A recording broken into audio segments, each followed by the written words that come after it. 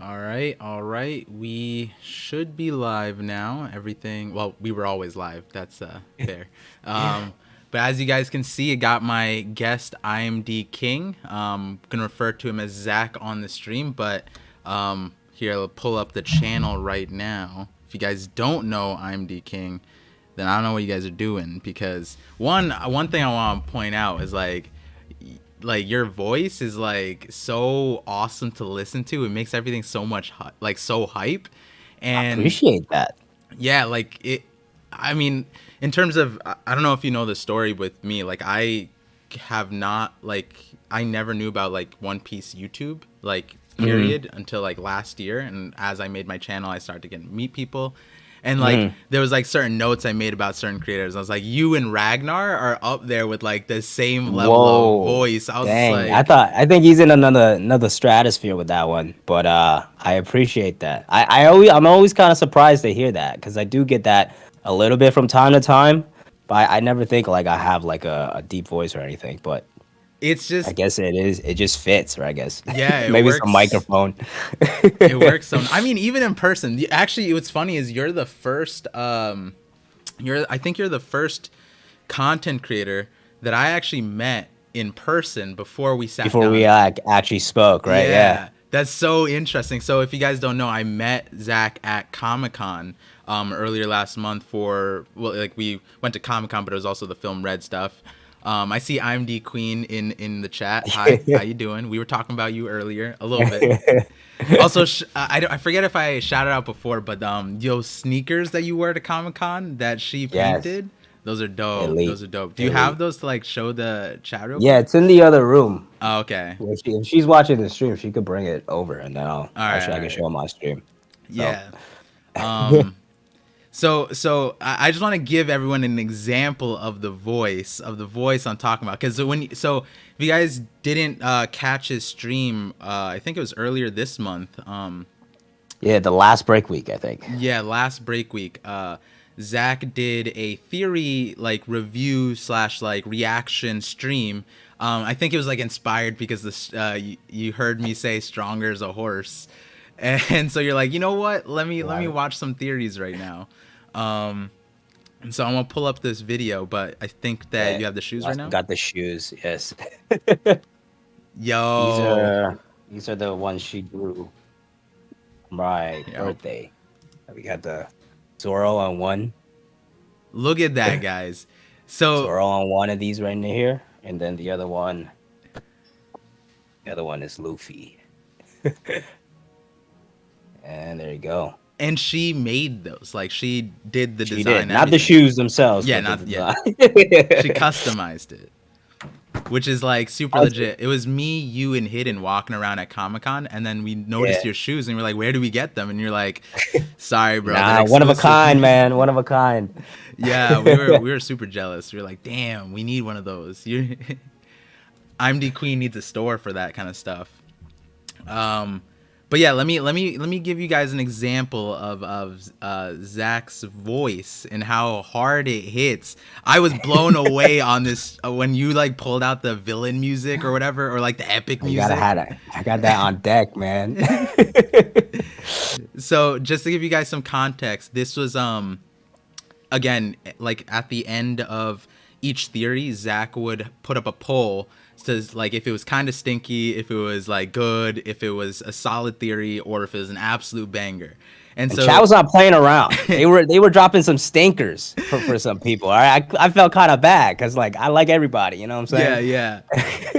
I got so scared. I was like, oh no, because you said saying? you were gonna watch one of my things. I was like, oh no, his chat's so critical. They're gonna roast the Roxas. I mean, you coined the Rocks is a horse thing. I just had Rocks is a horse, or Rocks is stronger, but I liked yours. Um, and so surprisingly, so you watched the Vanderdecken as a mushroom one, and then they Yes. voted absolute banger, and then you were like, let's do another one, and then that one got like nearly, I think it started 70%, ended like 60% or something like that, which was Hmm. Yeah. wild considering like all the feedback that was given prior, like to other theories. I We was had like, some good theories run through with Hidden and Dak Sake. That was the only two bangers in the stream until we saw Kev's at the end too. right, right. Yeah. But yeah, I think this chat should be able to hear it. Let me just check the sound. Yeah, there we go.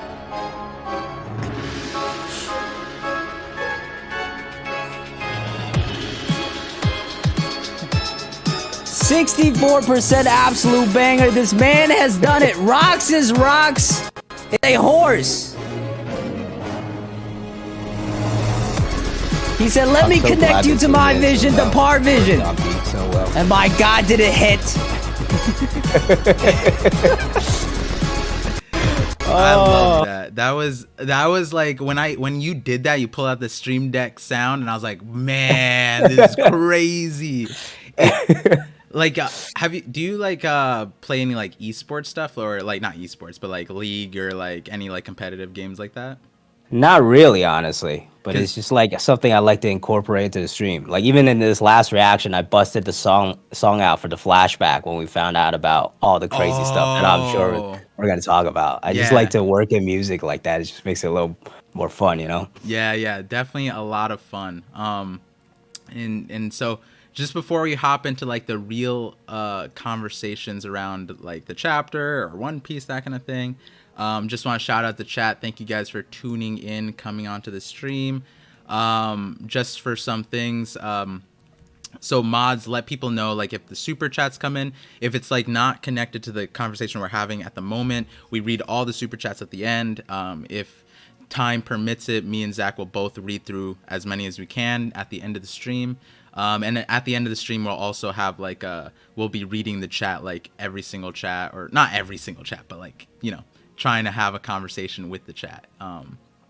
And yeah, and then also I think I'm starting a new system where I'm going to start posting my live streams onto my main channel and leave it there, but then bring these onto my VODs channel, which is what we usually do anyways. But so if someone comes in the middle, mods, let them know that they can tune into the VODs and see the whole conversation. But yeah, so and I always like making the connection, segueing into a fun thing. But since this is probably your first stream seeing like one of my Sunday streams, right, Zach? Yeah, I've peeped. Never peeped like a full one, but I know you've been doing these with like Brago and Hidden and stuff like that. So yeah, I've definitely seen them on the sub box and lurked in a couple of these before. But Right. So,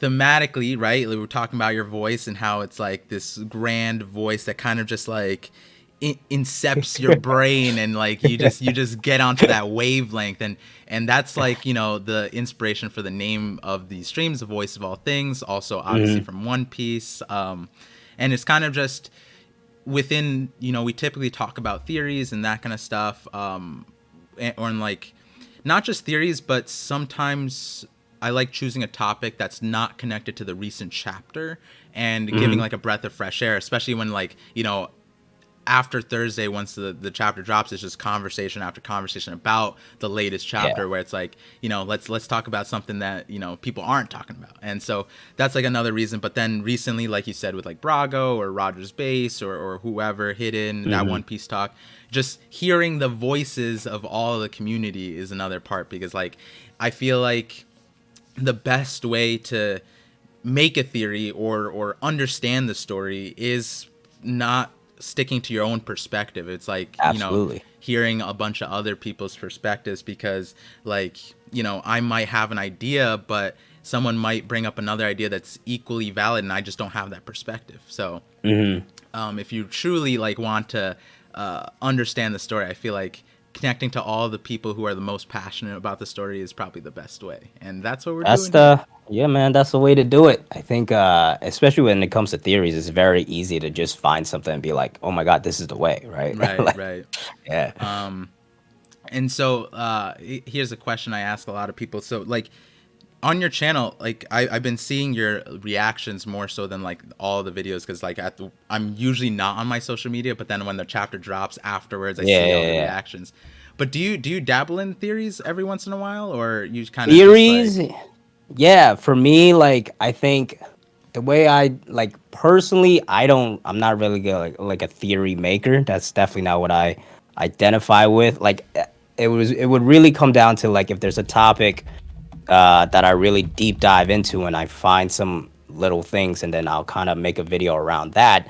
But at the core of like all my videos, I still think they're very much discussion based, and it's Mhm. even when I talk about a theory, it'll be like this is the one that I found. Like this is one way I thought it could be really cool, and why I think it might be the most likely. But here are like three other different ways why it might be possible. This one's not as likely and stuff like that. It's just like I like to keep it much more of like an open dialogue discussion as opposed to like really condensing it to one theory type of thing. Though I've made a couple of videos before, like Rouge being a 10th Titanic captain or something like that. Right, right. And yeah, I feel like, not everybody has to, dabble in theories, or that might be not, is not the way they particularly enjoy stories. But it's always Hmm. interesting because, like, when you make a community, my community is a theorist community, and Yeah. like sometimes I remember like when Jay is not a theory guy, he's more of like impactful moments, like those are the Yeah. chapters he really loves. So like when Hmm. Kuma, the Bonnie Kuma panel, amidst all like the Vegapunk hype of like lights and shadows and the other stuff, that wasn't the stuff that interested him. It was like the sentimental moments, and like Hmm.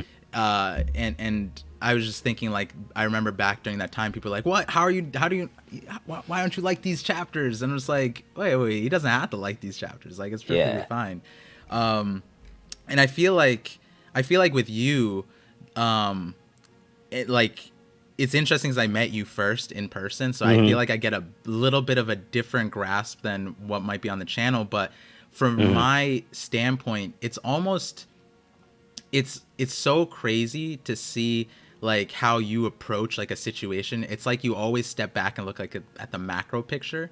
And so like I do. Yeah. yeah, and when you make like a, like when you were doing like the theory stuff, like the Hmm. reviewing it, I could almost see the gears turning in your brain, like, does this fit in the grand story, or is this like a theory that's like in its own lane, and like it Hmm. has to have like a lot of things to make it work. And that, funny enough, that was what you said about the rocks is a stronger one. You were like, at the end of it, you were like, I honestly don't think like I can break the theory. It kind of just works on its, as absurd as it is, it kind of just works. And I was just interested. Is One Piece like your favorite story, or do you have this like same perspective with other things? Because I feel like with One. your macro perspective, it's hard to find a story that like appeals to that. Hmm.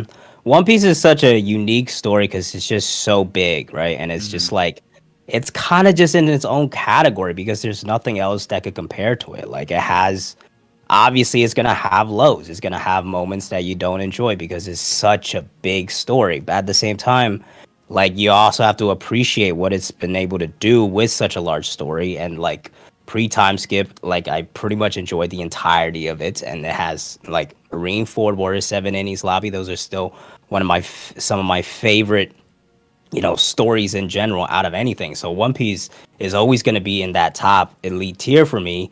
But like as like a complete story, I think you just have a better chance to like execute something like that with a more condensed story. So like Mm-hmm. some of my like other favorite like manga or anime would be Slam Dunk. Is Mm. probably Slam Dunk might be my number one Oh because it's wow. just like from beginning to end, the story works. Yeah. It, as a basketball fan, so that's kind of bias coming in there. And then the comedy in that, I still think is one of the most underrated aspects of Slam Dunk because it's like genuinely so funny. So like Slam Dunk with what it was able to do in just I think about like 100 something volumes, or Slam Dunk is not 100 like volumes, no, or like nine. 30, yeah, It's like or 1997, right? Like yeah, around that it's time. been, yeah, like it came out in like 98, and it was like 100 and something chapters, like 100 and like I want to say like 60 something chapters, Mm-hmm. and it was just able to perfectly execute his story in that way,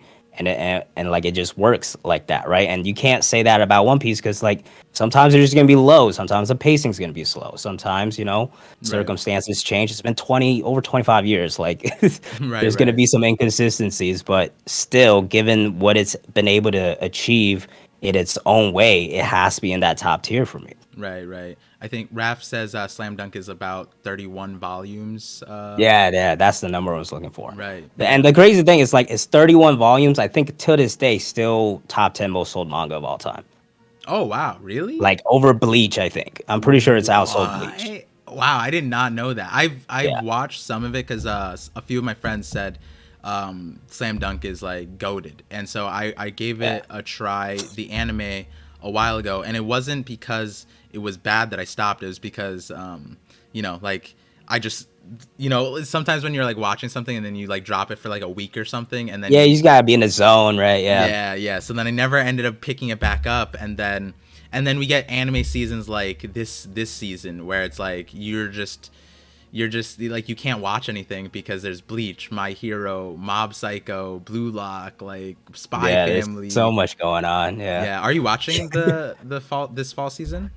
I mean, like a lot of it is like I have a hard time re-consuming things, even when it's like a different medium. So Mm, like Chainsaw Man, I've already caught up to, and like right. Spy Family, I've caught up to the manga. Like I've seen bits of it here and there, but like it's just hard for me to re-consume certain things. Yeah, that makes sense. That makes sense. I'm like Even like that Blue too. Lock, I've read it too. So.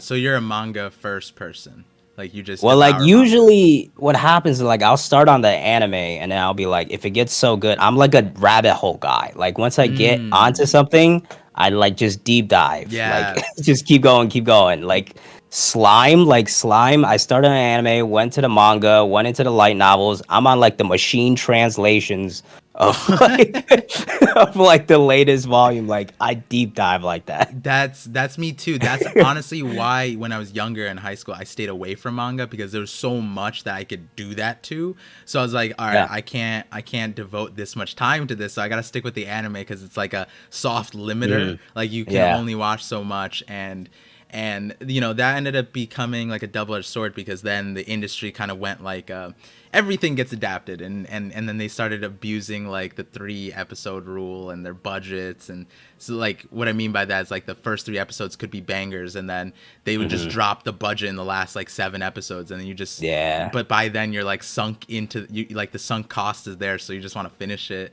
and then you just regret it. You're like, all right, I'm never watching this kind of thing ever again. Yeah, once you dive into fun fact, One Piece was actually the first one where I was like, this is too good. I gotta keep reading. And it was the first manga that I actually started reading. Before I mm, was only anime only.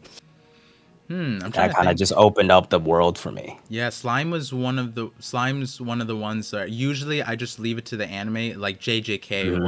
or Demon Yeah, Slayer. Those are ones that like the animation is so good. There's like yeah. there's not that there's no reason to, but it doesn't give me a large enough reason to swap out. But Hmm. Slime, I was just like, you know what? Animation's cool and all, but like I need to catch up to this. Yeah. Yeah, and I'm with you on like getting the latest thing as fast as possible. But yeah, with One Piece, I start out anime. I think anime is like my foundation. I feel like I just enjoy Hmm. the visuals of anime a lot. Absolutely. Yeah, so it's good to see. Are you watching the current like One Piece stuff a little bit? Yeah, it's mostly I'll just see on Twitter and people will be like, this episode, it was, and then I'll just watch that episode. Yeah, Yeah. yeah. They're doing I mean that we just had a watch party for it and there's a few Uh-huh. people who never watched the anime. Their only reason to watch the anime was me. They were like, "Oh, we're doing a watch party. Like, let me just tune in." And then Yeah. they enjoyed it. They were like, "Wait, this is how the anime is like?" I'm like, "No, no, no, no, no, no. This is how the anime is like now, but like Yeah, it yeah. not saying it was bad. I watched it my whole life. It's just it didn't exactly grow with the industry as the industry grew. And then there was like jumps, like time skip was a jump, and then Yeah. Onigashima was a jump. But they're jumps that we accept with open arms because we're not going backwards. I hope to God No, we yeah, don't go yeah, I backwards. know. We gotta keep this. We gotta keep it up because it's elite right now, especially the special episodes Yeah, where we like get them big budgets. yeah, it's gonna be exciting. But yeah, so like a lot of these intro questions are to like kind of get a grasp of your perspective on One Piece, and like I feel like again because I met you in person, I have a different thing idea here. But I wanted to ask you a question that would help us understand you a little bit better. If you were this is like a two-part question. If Hmm. you were in the One Piece world, what faction would you be a part of? The pirates, revs, marines? Would you be like on an island, like or like a king, like that kind of thing? Where Mm. would you find yourself?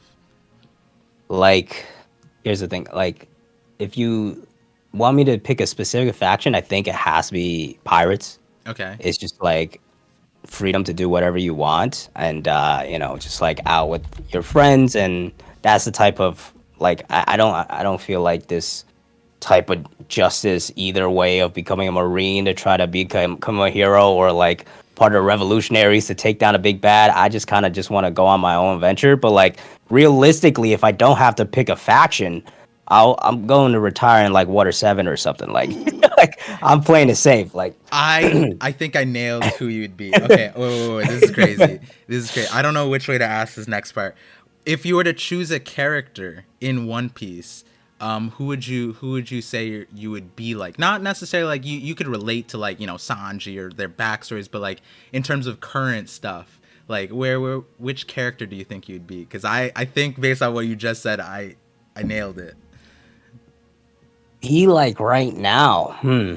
Or not like right now, but like not like related, but like how would you function in the One Piece world? How Which I character? would function? Yeah. Probably Rayleigh. Like I would. Yes, I knew it. I knew it. I'm chilling with Shaki, and Yes. I'm chilling. Yeah.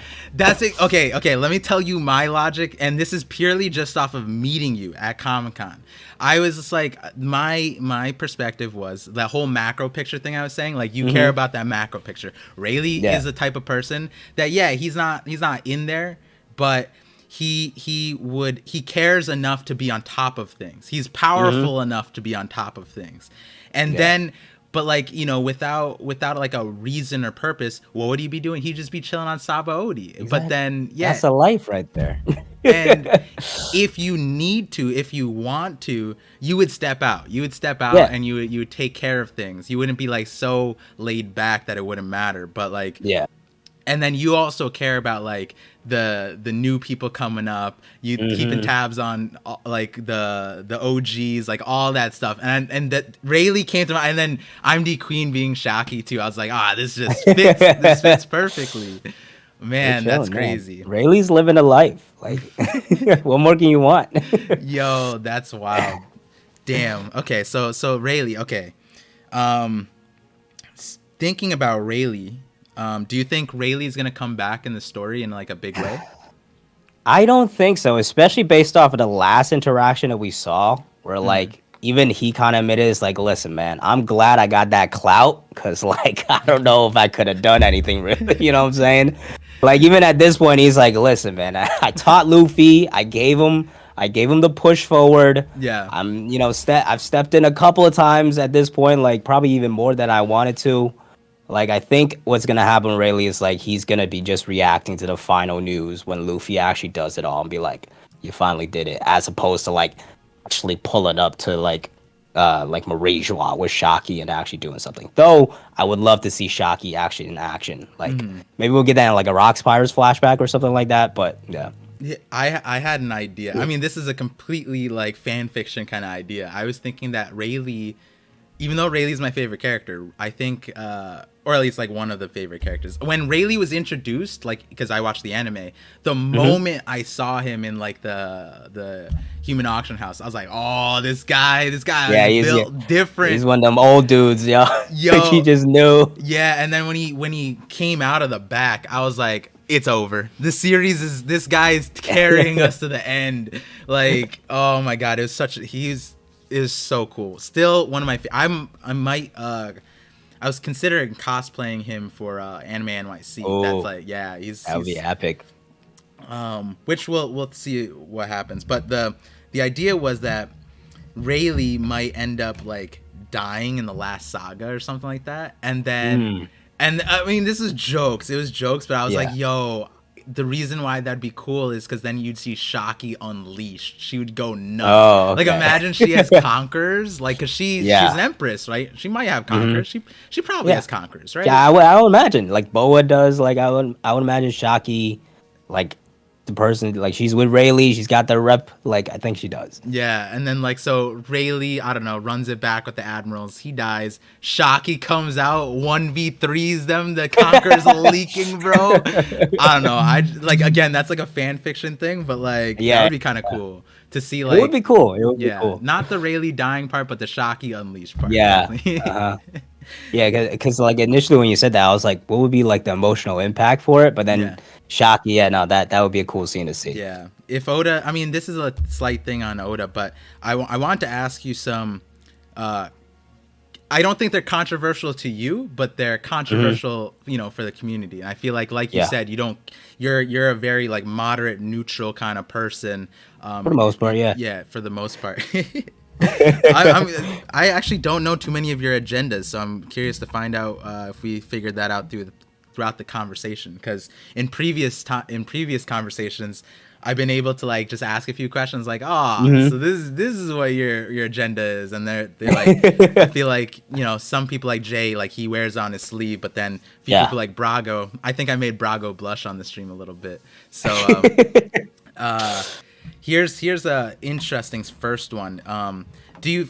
It's related to the Shocky thing. The reason I feel like a Hmm. big reason why that wouldn't happen to Shocky is because low key in the story of like One Piece, as sad as this is to say, unless you're like a main character woman, a female character, you're not Mm. getting the shine that like you would expect of it. And then like the prime example is Boa, right? Like a lot of people built Boa up to be like a top tier that Yeah. not even Blackbeard would be able to essentially in the chapter no diff. And I say no diff Hmm. because like he was unscratched, unfazed, and it was like an off-screen type of thing. It skipped from her like rushing in or something, and Yeah. then Blackbeard just grabbing her by the throat. And like a lot of people thought that was like disrespectful in a certain way. And I'm curious to hear your perspective on how Oda's handling the female characters there. And do you think like a Mm. Shocky scene like that would even be possible? I think we could get scenes, but I don't think we'll ever get like really in-depth things. That's I feel like what it comes down to with Oda. Like he introduces strong female characters, gives Yeah. them moments of shine, but it's never like they always just end up taking a backseat as a Mm-hmm. result of other characters being brought up. Like I think in terms of female characters that got waysided, I think one of the biggest examples is Tashigi. Like she Mm, gets introduced in Locktown as like this, oh, okay, a female swordsman, like a Kuena type of replacement. And then ever since then, she's been a damsel in distress type of character for like the rest of the story, you know. So, right. like, I think, and if you want to look at the worst case scenario, I think she's probably it. But then again, you have characters like Boa that doesn't really get that much shine, only hear some scenes here and there. Even Big Mom, I think in Wano she started did not look too good. Like and in Whole Cake Island, she definitely didn't get the same level of like showcase as Kaido did, in my opinion. You know. Right, right. The Big Mom one is an interesting one because I have a video coming out. I gotta edit it. So after we stream, I'm gonna go and edit those things. Might probably come out tomorrow. I feel like Big Mom specifically is such a weird situation because regardless, like a lot of people think Kaido's alive still.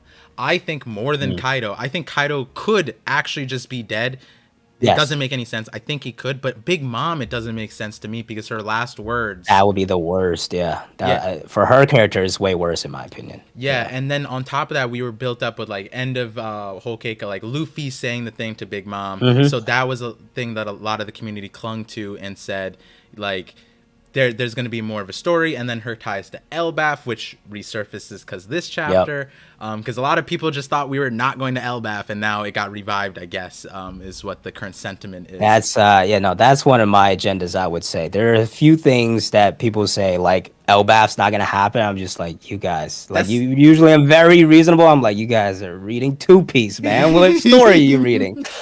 I What's like going on? I like how you call that an agenda, but that's not even that crazy of an All right, agenda. like there's some theory like Croco Mom. I don't want Shanks is evil is another one. I don't want to hear it, man. Ooh, damn! Do I, guys, chat? Do I hit him with the Godfather Shanks theory? Oh my good! I think you gotta watch it. Honestly, you might like reacting to the Godfather Shanks one, especially if you All don't right. like the premise, because that was essentially the point of that video. The I, it was the demographic that I chose to align the script was Shanks Mhm. fans.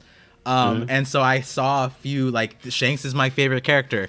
I'm gonna react to this video on stream, and then like the dialogue of what I say in it matches exactly what's happening to them, and they're like some of them like I can't keep watching this, but then they keep watching and they're like, God damn it! Like I like King of Lightning was he brought me on stream. We were supposed to talk like 2 hours about power systems, elemental hockey, that kind of thing. And then we streamed for 4 hours because 2 hours of it was him like trying to dismantle the Godfather Shanks theory, and I just kept hitting him with more details, and he was just like, how is this, why is this guy not stopping, how is he continuing to have points to respond with? Man, I don't know if I'm ready for that, man. I need to see this. You've broken my brain twice now. If you break my brain on one of my biggest disbeliefs, I don't know how I'm gonna handle it. I'm gonna just say,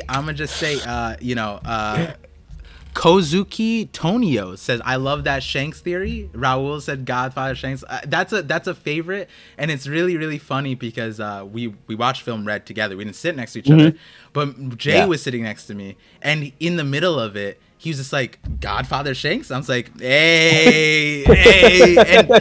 And the best part was he didn't even watch the theory yet. He watched parts of it, but he didn't watch the full part of it. And so then I was just like, you got to finish that video now. And he's like, God damn it.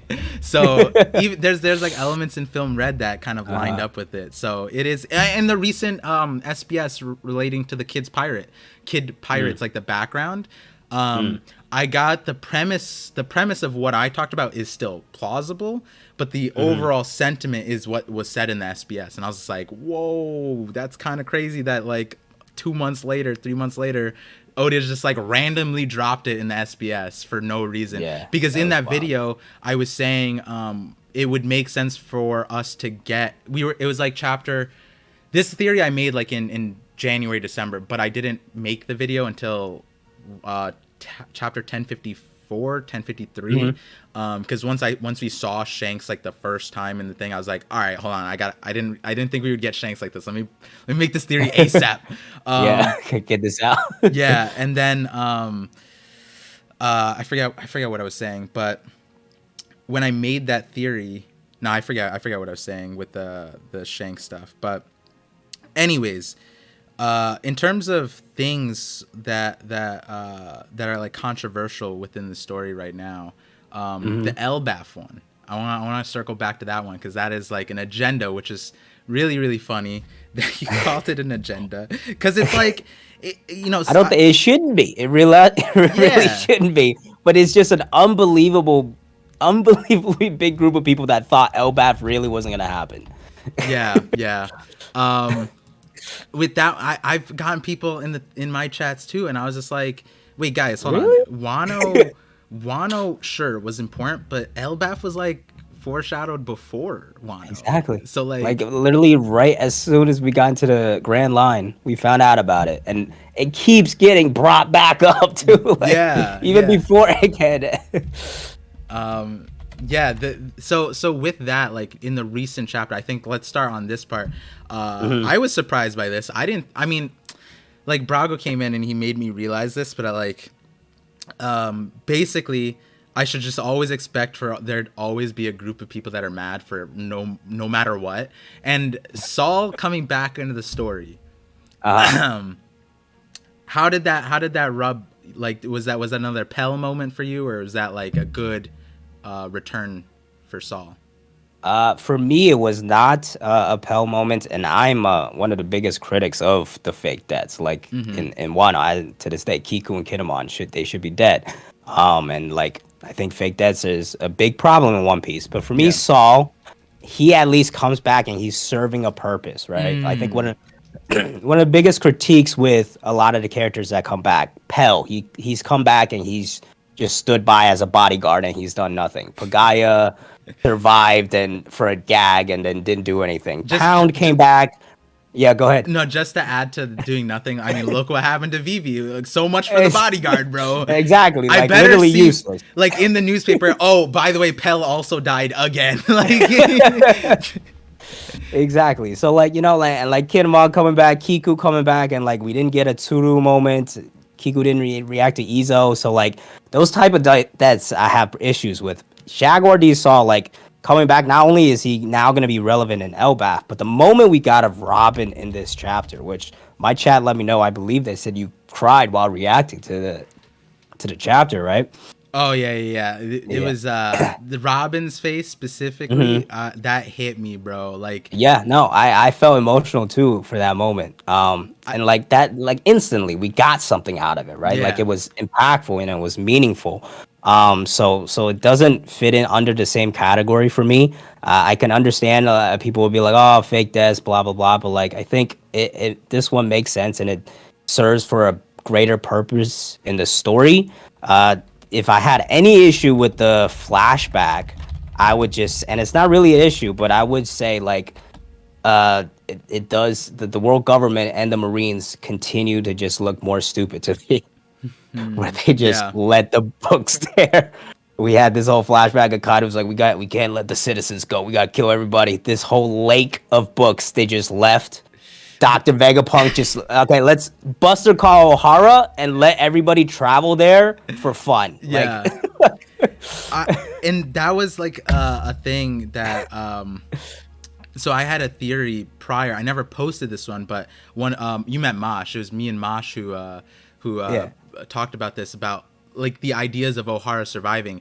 When the man with marked flames came up, like I Hmm. created an Excel sheet like of all the options, and we talked about them, and Saul was there. I wasn't a huge person, even though I had this idea that these people could be alive. I didn't even Hmm. think that Saul would be that guy. But Mosh was on a different train, bro. Saul was the only option. The moment that chapter dropped, I was like, bro, Damn. really? And he's like, yo, the thing is true. And I'm like, now when the chapter came out, I'm like, damn, Mosh really You had got the thing, because like it. we both thought about it, but I wasn't so committed to it, obviously, until now. And Hmm. and the other reason is because I have a separate theory that it hinges on. I'll make a video on that about Aokiji's power. Um, but Hmm. but the water, the books, I was like Really, guys? because in our version of the theory, we Uh-huh. thought that Aokiji froze over the lake so that it would protect it from the fire. Uh, And so when it came back in the that would have been story, so much better. Like, yeah, so when so it much better. comes back into the story, we thought that would be revealed along with Uh-huh. this entire story. But again, like you said, that wasn't the case in this thing. It's just we're just led to believe the Marines are illiterate, dumb, and like Yeah, have they just no left it. like Like, not only left the books, the fact that they just let Vegapunk roam around and Dragon, they just let these guys go over there. Like, yeah, oh like man. I mean, like Akainu, for example, Yeah. he literally decimated an entire ship, said no survivors. But you're telling me Yeah. he didn't just like walk the Yeah. island and be like, hey, let's destroy some of these. You know what I mean? Like not even Exactly. Akainu. Like, is he that much of a meathead? He's just like, yeah, books don't matter. Like, I just don't like we never got that vibe from him, you know? Yeah, yeah. And then there was like a few things that I feel like Robin's character side, we'll talk about in a second. I feel like there's a few things within the story, like the Aokiji, that could still be revealed, that from Aokiji's perspective, like, oh, this Mm. book survived because I True. froze it over. Like, that's a small detail that could be added, and people on a reaction are valid in thinking, like, oh, I didn't like this, I didn't like that. Fair, right? Mm-hmm. The one, though, and I talked about this with Sai actually, was the whole Robin and like Dragon situation, where it's like Dragon like knows about Vegapunk, and this is beyond just this chapter. Dragon like knows Mm-hmm. about Vegapunk, so which means that Yep. he knows like Kuma's situation. But the Revs, like Sabo, went off like like insane off of seeing Kuma, and I feel like had he had the context that Dragon might have, like maybe he wouldn't have acted like that. So it means that none of the Revs know Dragon's connection to Vegapunk, I guess. But like that's also a weird thing too. I don't know. Like That was actually we kind of knew about that because yeah. Ivankov didn't know about it, right? And then Hmm. Ivankov, after the Marineford War, went to Dragon, and Dragon was like, "Oh yeah, I gotta tell you," and stuff like that. So Yeah. that was a hint. I do agree with you to the sentiments. Like, why did he keep that information hidden all of this time? Clearly, they're working together somehow through all of this, right? Like Yeah. Kuma, even right now as a cyborg, is listening to commands by Dragon now that he's returned to him. So clearly, they're working together. Plus, like we literally saw Dragon and Vegapunk still talking to each other. So not sure why he kept that from like the rest of the group, but I guess we'll Right. find out. Yeah, yeah, and that's like the thing. It was like I think specifically it ties to like Robin's character, where Robin's Mhm. tied to Dragon from the time skip, and this is one of those things that I think like that feels like a like slight retcon type of vibe thing, where it's like the Sabo situation with Robin, where she just didn't tell Luffy about Sabo being alive, and it's because Sabo said it on Dressrosa or in the past or whatever, and it's like one of those big things that I feel like, sure, I guess we're just gonna hide this detail, but then we add on like the Vegapunk aspect and all the stuff the Dragon knows, where it's like it feels like Robin should know much more than what we get from her. And we actually got an example of this like in the recent chapter, where like the bounties came out and Robin's reading the newspaper, and then Luffy's just like, I don't need to know about that. And it's Yeah, like, no, that was, I was like, really? All right, I guess. yeah, it's like, you know, a few times here and there, like the Sabo Yeah. thing. Sure, okay, fine, Whatever, yeah. And then we add the newspaper. Like, no, I want to know what happened in the newspaper. How are we just gonna Yeah. breeze by it? Sure, Luffy doesn't care, but like Nami, maybe, I don't know. Can we just create some Or like interest? Robin read about like the rest of the events was like about like Boa and Kobe and stuff. Like that was yeah. relevant to like, shouldn't she know like, hey, these are your friends. I'm gonna tell you anyways. Yeah, Right? yeah, that was, and because she met Kobe, like they know about Yeah. Kobe on from Water 7, so it's like that it can get frustrating at times, and I understand that frustration. I hope it gets fleshed out more. There was a few lines that I'm not like particularly remembering, but like, yeah, it's like there was like a few lines with like Robin and Vegapunk specifically that kind of just got breezed over because of the emotions of it, and you know, going to the crying moment. It was like I don't know, it feels weird to say, but like the way Oda drew her like mouth specifically, Yeah. it looked like she was Then, like, fighting back the Yeah. tears, and like It was a good progression. It was a really good progression of her emotions. yeah, and like seeing that was like it just hit me, bro. I was just like, damn, like I've been there, like fighting back tears, like and then I think the one thing, like I covered my camera. I was like, oh no, like if tears come out like this, I ain't doing this right now. But the one thing that would have set me off, would push me over the ledge, would be if they pulled out Saul's laugh. If Robin said like yeah. she just like in remembrance of Saul just started laughing, Dereshi she, I would have broken. No, because that laugh, I still remember it from the anime when Yeah. she like when Saul's dead and she's just trying to cope with that laugh. Yeah. Iconic. Yeah, and then even in that chapter, that was like such a because as she left the island, she was like coping with that laugh. Exactly. And like you that just was hear it. It was her really well first done. like laugh essentially in the story was that, because she was just like she was copying Saul. Oh, that's Yeah. so cute. Like as a kid, and then it would be, you know, that would have set me off for sure. But like that's not to say that the chapter wasn't great. Like it, like a lot of times. No, it was great. Yeah, a lot of times sure. I feel like people can always think of how things can be done better, but that doesn't necessarily mean that the things that were done were bad. We just got to look at what was focused on, and clearly like the relationships that like Vegapunk had with Dragon, that was like a focal point. Vegapunk with the world government, that was another focal point, because that was like a thing that I brought up in a past video, was like Vegapunk being as smart as he is, and my perspective and also One Piece's perspective is that like if you study the past, you learn about the future. If you study the future, or you think about the future, you end up unironically thinking about the past. And so like, you know, the way world government handled Ohara, they were like, oh, you can't learn about the past, that's deadly. And I always thought it was weird, because like Vegapunk was always built to be this super smart character that you know, regardless of what they're studying, they would probably be able to figure out the Void Century, and we see that in this chapter.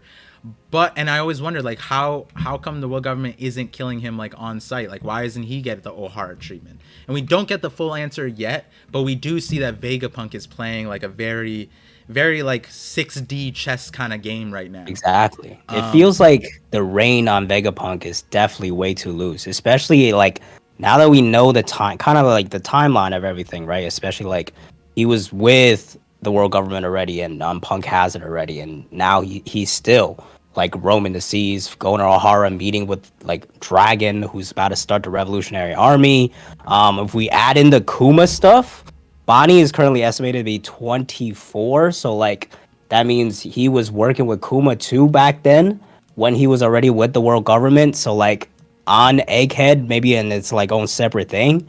So like I don't know, the world government just wasn't keeping an eye on him for some reason, even though the whole reason he joined them was because he was committing like crimes of like studying lineage factor, which was too dangerous. So Right. I just don't know what the world government's doing. Yeah, which you know, there's a few ways I want to take this conversation, but Jeff Morning here super chatted. Thank you for the $10 super chat. He said, do you fellas feel as if the vice admirals were informed to destroy information versus killing the scholars only?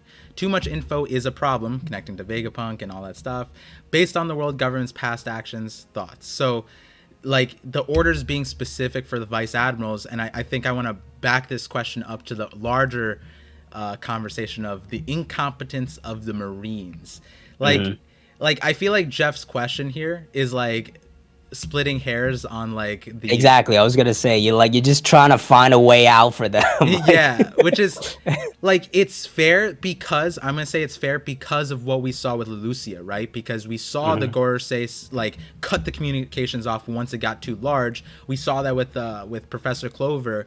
It was like they were willing to let the people there hear what Professor Clover, but the moment he brought up the name, they were like shoot him on sight, right? So so it could honestly, what Jeff is saying, like they were only informed to destroy information and versus killing the scholars only. Like it's interesting because what about the poneglyph, right? Like it wasn't the whole point of the poneglyph like to remove that, destroy that. They couldn't destroy it, but then they have all these books trying to decipher it. Like Robin literally learned off of those books. Like were they too lazy to swim into the thing to check out like the lake to like read it? Like I don't know, I feel like if they knew English, I mean whatever the language they read, English, if they knew that language, they'd be like, hey, this isn't not that language, we should probably destroy these. Like it's so goofy with all of that. And to raise the question a little bit more, how do you feel about this? Is one of my biggest gripes is the world government's handling of Vegapunk. Does it make sense to you? Not really right now, especially as we find out more about this timeline. It just doesn't seem like they have any control over him, especially early on. Like, especially with this flashback. And like, even when we found out about the dragon stuff, I had already started to put together the timeline of like, wait, hold on. Like, Vegapunk was with the world government for like 30 plus years. That means like Kuma was working with Vegapunk while Vegapunk was already with the world government, right? Yeah. So like clearly they didn't have that under handle, and now we're just seeing in the flashback he's kind of just roaming around doing his own thing. They're not really keeping an eye on him. See what like he's literally pulling up to Ohara, which like I guess once they bust their call, they just like our job is done. Like it doesn't matter anymore. So like I don't know. I think I don't know if this is Oda's intention is to just like pass like from towards the end of Wano until now. It just feels like the world government they don't do everything full stop, and like they're like cutting corners, which is like getting them into trouble. But that's what is coming across right now with Vegapunk, with Luffy's devil fruits, with Ohara and what happened to them. Is just I don't know, maybe they just are so trusting that they could just blast islands at the end of the day and get done with it that way. Yeah, like I again, like I want to defend perspectives, like and the reason why I want to defend the Marines, I'm not a Marine Admiral agenda Marine thing, I don't even care too much about that, but I defend them because if they're not great, then the last saga is going to be ass, right? Like, so we kind of they're going to get their time to shine. They're going to get their time to shine. Yeah. But like, and I want to Terabyte sent 2 super chats and primarily highlighting Vegapunk's potential here. He says, what if Vegapunk's brain is the eternal flame via UI? And then he also super chatted. He said his brain uploaded to a computer and runs Egghead. And I just want to like point out, like, this is like, do you understand what you're saying, Terabyte? Or I read that wrong. Terrible. Terrible. Yeah. Terrible. Sorry, I'm bad with pronunciations, but also the dyslexia made me read Terabyte. But I'm saying, like, not that your idea is crazy. I'm saying, like, Vegapunk sounds like he's from a different anime. He sounds like he's from, like, he was, like, I was joking about this before this chapter. I said, like, Vegapunk's an isekai character, like, actually. And, like, Vegapunk's brain is the eternal flame.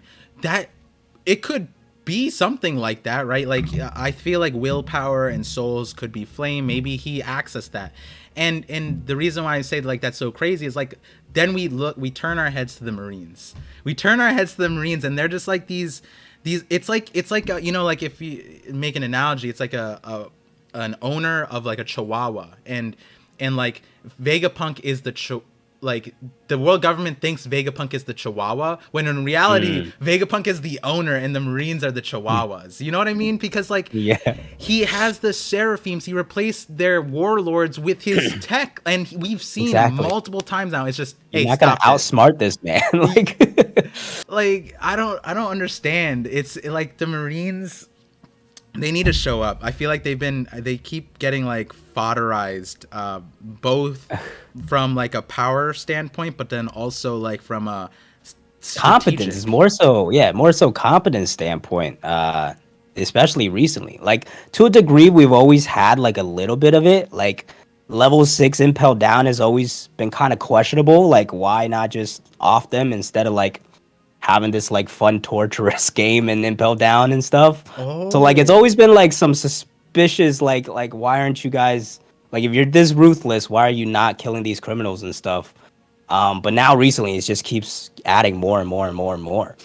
wait, the way you Oh, said that just made it click because I talk about this in my video coming out tomorrow, yeah, I was gonna and say the you just unlock something or something. yeah, yeah. So I have the answer to why you wouldn't kill somebody.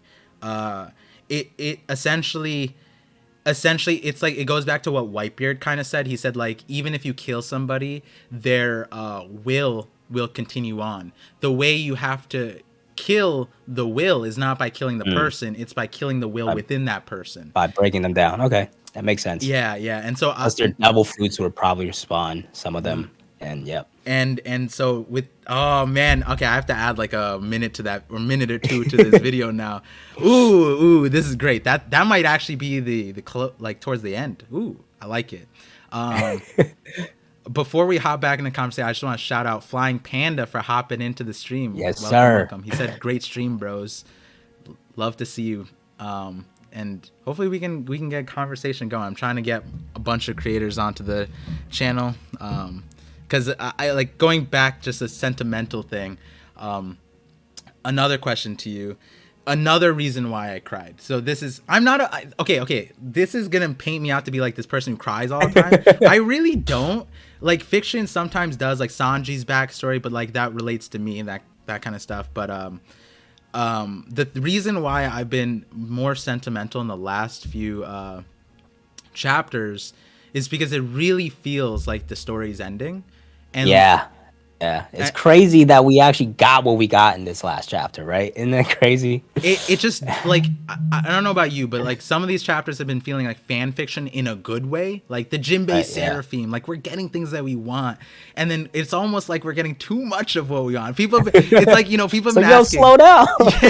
like how many years have people been like, I just want to know about the Void Century. Just show me a picture. Show me a picture. And now that we get it, it's like, whoa, slow it down. Like I didn't know we were gonna hit with it, you know. Oh man. But like, how do you feel? Like you've been feeling that, but like, you know, when Oda came out earlier this year and said 3 to 5 years after these chapters, I was like, you know what? That might not be crazy anymore. How do you feel about that? I don't know. Like, as long as Oda is able to flesh everything out, and I think as long as Oda goes at his own pace, I'm fully confident he's able to, deliver on this ending. But as far as sentimental wise, I'm right there with you. The fact that, like, I think from post Wano onwards, it's been just like we're Shanks, Greenball, and like we're actually seeing all of these characters in action. Blackbeard's starting to really get active. We find out Vegapunk. We're starting to get some roots of the Revolutionary Army and Kuma's backstory and stuff like that. And this is just like the start of it. I'll be interested to see how this pacing continues for Egghead specifically, because there's not really like a big bad for Egghead, and it's gonna be a more like a ragtag thing. And even usually with these types of arcs, like a Punk Hazard, Oda still kind of drags it out with these additional characters to make it more fun and expansive and stuff like that. Egghead so far is moving at a pretty quick rate, and like maybe it just bang bang, and then like we could be out of here faster than we know it. Which I wouldn't really mind for a shorter arc like Egghead, where we just get a lot of this information and lore and just this like fun little arc to move things forward to Elbaf. But when we get to like an arc like Elbaf or the Final War, that's where the pacing where I'll be really intrigued to see, is he still going at that fast pacing? Right. Because those are the times where you want that downtime to see Luffy and Shanks and Luffy and Blackbeard and all that kind of stuff. Yeah, no, like, and I think like a discrepancy in the Punk Hazard thing is like, if I always felt like as soon as we got into it, I was like, oh, this is Punk Hazard 2.0. So many of the things like being split up and just the thematics being thrown around. It just was, Punk Hazard was just a taste of Vegapunk. We call it a Caesar arc, but technically the things that were most hype were the things where Vegapunk were involved. And then here we get the full flesh Vegapunk part. But the difference with Punk Hazard was like, you really quickly understood like the end goal. Like, okay, there's like torture, there's this crazy scientist, they have to get off this island. Like there was a lot of crazy players, but it was kind of easy to put the puzzle together, right? But then with Egghead, the pacing, in my opinion, is like not sustainable. It is not sustainable to be going this fast. If Oda continues to go that's crazy to me. And he might, because like I said this like 2 or 3 chapters ago, I was just like, I thought that we were gonna start slowing down, and there was that one part where the mecha shark came in and we got like a whole thing with the mecha shark, and it was like maybe 6 pages. That's a way to slow it down without making it feel slow. But it doesn't seem like we're going to continue that. I don't know. Like, I don't see more of that. And in terms of the antagonist being set up, the reason why it feels weird is because the only end stage thing that we really got was CP0 saying that they come to kill Vegapunk. But the reason why that feels so weird is because, like, here's another thing, and I know Hidden Island's here, and I'm going to shout him out for another thing in a second, but he's been pushing, I also said Vegapunk would die. I like a year ago, Vegapunk needs to die. Even without knowing all the stuff that we knew now about Vegapunk just, again, isekai character, needs to die. Like, he's too crazy for this verse. And it's because of that where CP0 is rolling up on him with his own invention, the Seraphim, and it doesn't feel like they can do anything, right? Like, in Punk Hazard, it's like, yeah, Caesar the Logia, there's this crazy, like, gas thing. Like, oh, how are they going to be able to fight him without breathing air? Like, they're all swapped, like, all of these things. But with this arc, it's like, you could take CP0. Like, it's there. Yeah. Yeah, and you could take CP0 now, and you could take Vegapunk now, and you could remove the Straw Hats, and Vegapunk would solo, right? Like, Vegapunk would... he's just rewrite the program, and it's game over. Yeah, like, what do we... He could just bring everyone to the cloud, and then rain hell down, change the temperature. Like, who knows? He has anti-gravity Vega Force. Like, what is that? How are you supposed to fight that? Like, Lucci's not fighting a giant... Like...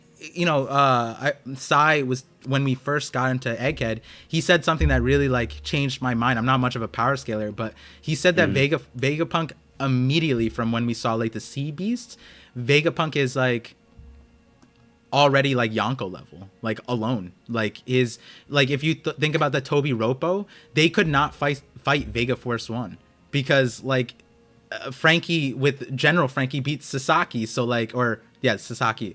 And so you add all the Toby Roppo, are they beating Vega Force 1, which is like 1,000 times bigger than the Sunny, right? And it has anti-gravity Kizaru beams. Like, I don't know. Like, and if we're saying one Vega Force is able to do that to Toby Roppo, then just add everything else that got an army. Yeah, like, as long as he's got his budget, he could take on anybody, really. Yeah, and so he's too broken. Like right now, the idea of Vegapunk dying, like, and it being separated from himself, like maybe he has a disease, maybe like something else, right? Well, I think a third party will come though. Like, right. I think it will be the Blackbeard Pirates, which is something I've been pushing recently. Okay. Yeah, so I talked about this during Hidden's stream as well, but I forgot what chapter it was. I think it was the chapter where... Oh, yeah. The chapter where we saw Kuzan get confirmed to be at Whole Cake Island on the cover story. But the important bit about that cover story was that it confirmed that it happened in the past, right? Because Van Augur, we knew, was with Law.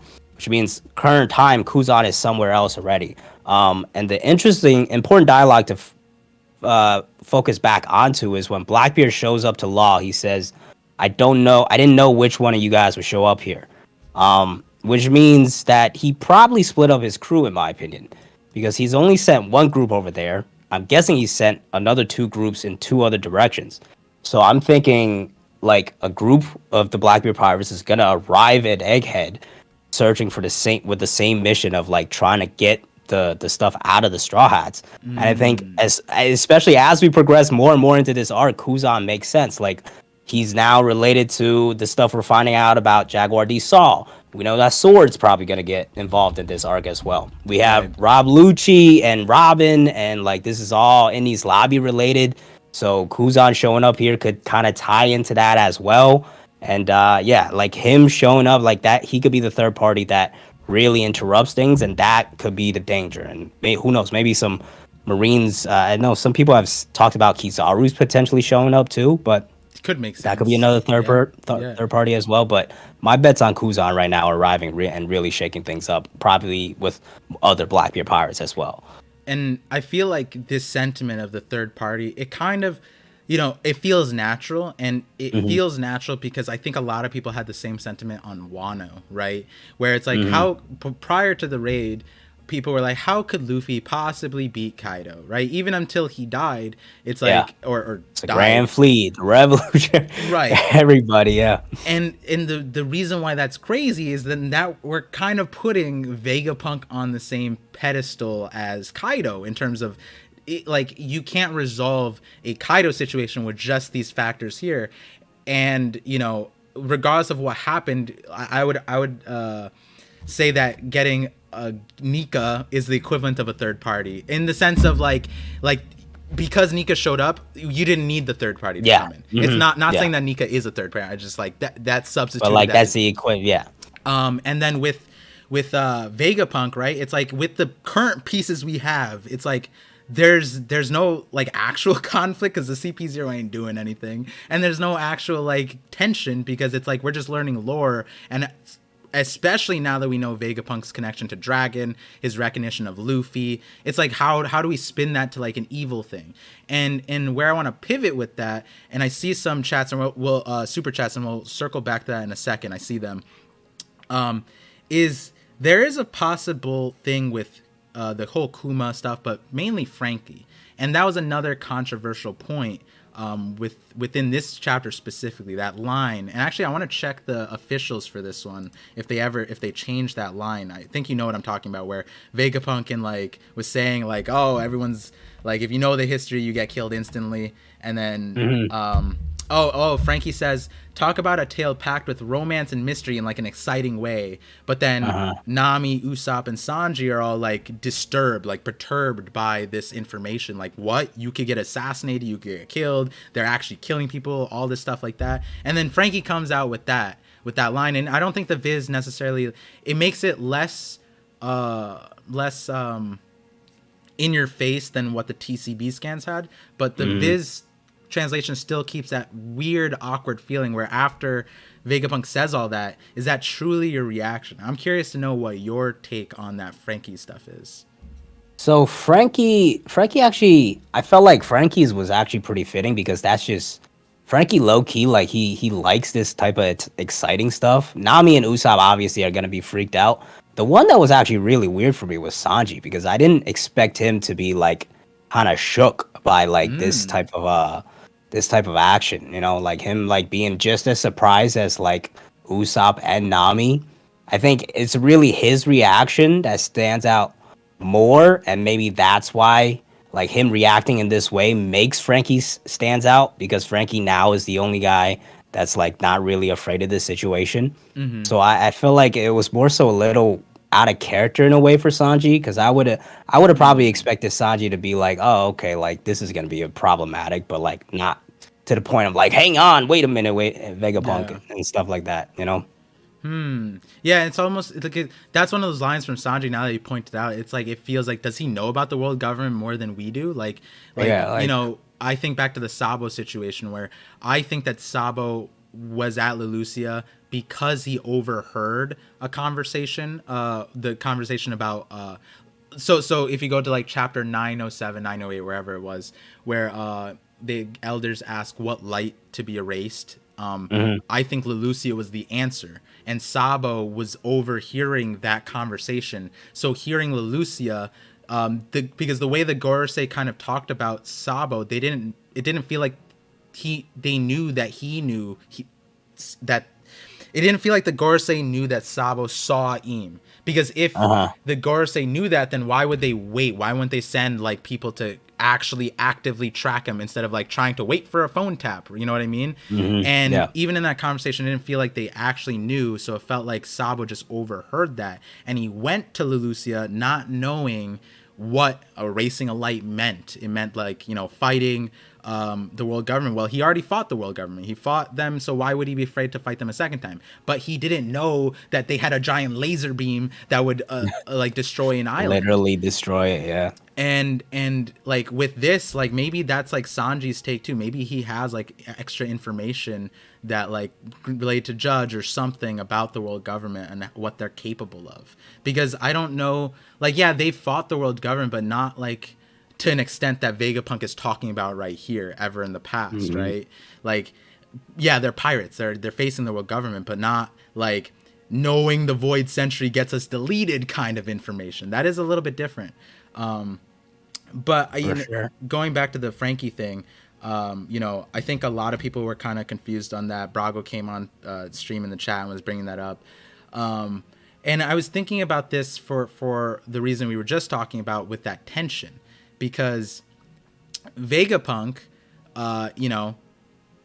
seems like a great guy. Seems like he has best intentions. Seems like he's doing a lot of good things, but he's also doing a lot of crazy things. Like, for example, he might have, like, whether he killed Senior Pink or not, that opens up that plot line, right? Like, what happened here? And then the same thing with Kuma. And there are, like, soft tension points, but also whenever Frankie brings it up, it just gets breezed over. Like, have you noticed that in the chapters? Like, in this chapter, Frankie's just like, I think he goes like, my mind is blown right now. Something, Talks something. about like Kuma, why did Kuma help us and stuff like that. Yeah, right? and then Shaka just ignores him. And Yeah. then in the previous chapter, he's like, wait, this is Senior Pink's power. Oh, what the heck? And then it doesn't get addressed. I'm like, are we just like, is Frankie just going to fanboy until like they breeze it over? And do you think like those are points that are going to be explained and it's not going to be a tension point later on? Or do you think that like the Kuma stuff, like the Straw Hats will disagree, like, wait, that was a messed up thing to do or something like that? Like, how do you feel about that? Yeah, I think there's definitely a side to Vegapunk here that is that he is so ingrained into the science that he's willing to do these things, like not only with like possibly taking Senor Pink's fruit, but like we know he experimented on Kaido. We know he experimented on the Lunarians to make the Seraphims and stuff. So he's Right. clearly done some pretty messed up things to make these experiments. I do wonder if he's gonna like explain his side of it. Was he doing it just to do it? Because we have seen sides of him where he's like, hey, we're not experimenting on children or anything like that.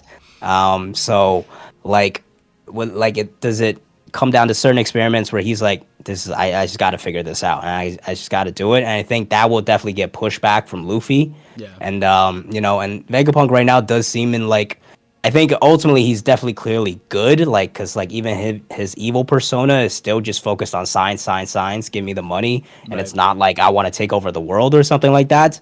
But but Vegapunk also has this vibe of like this old man that is like, hey, you need money to survive in this world, and like that type of vibe that he gave off, especially in the flashback.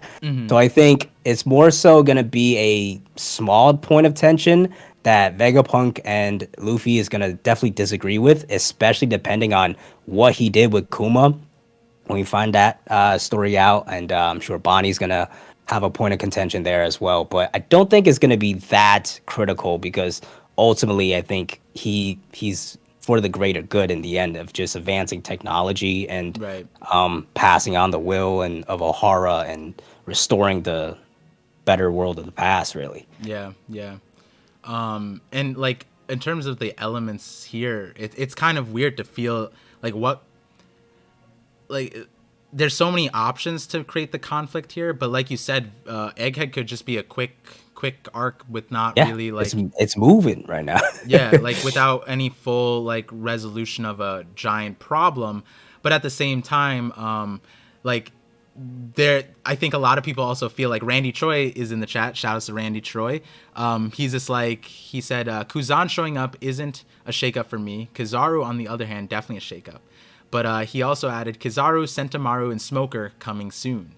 And Fujitora coming soon too. And you know, Oh like wow, the okay. the overall point here, I think, is just like, I think there is a potential for this to like this arc to just blow up. Like everybody For shows sure. up too.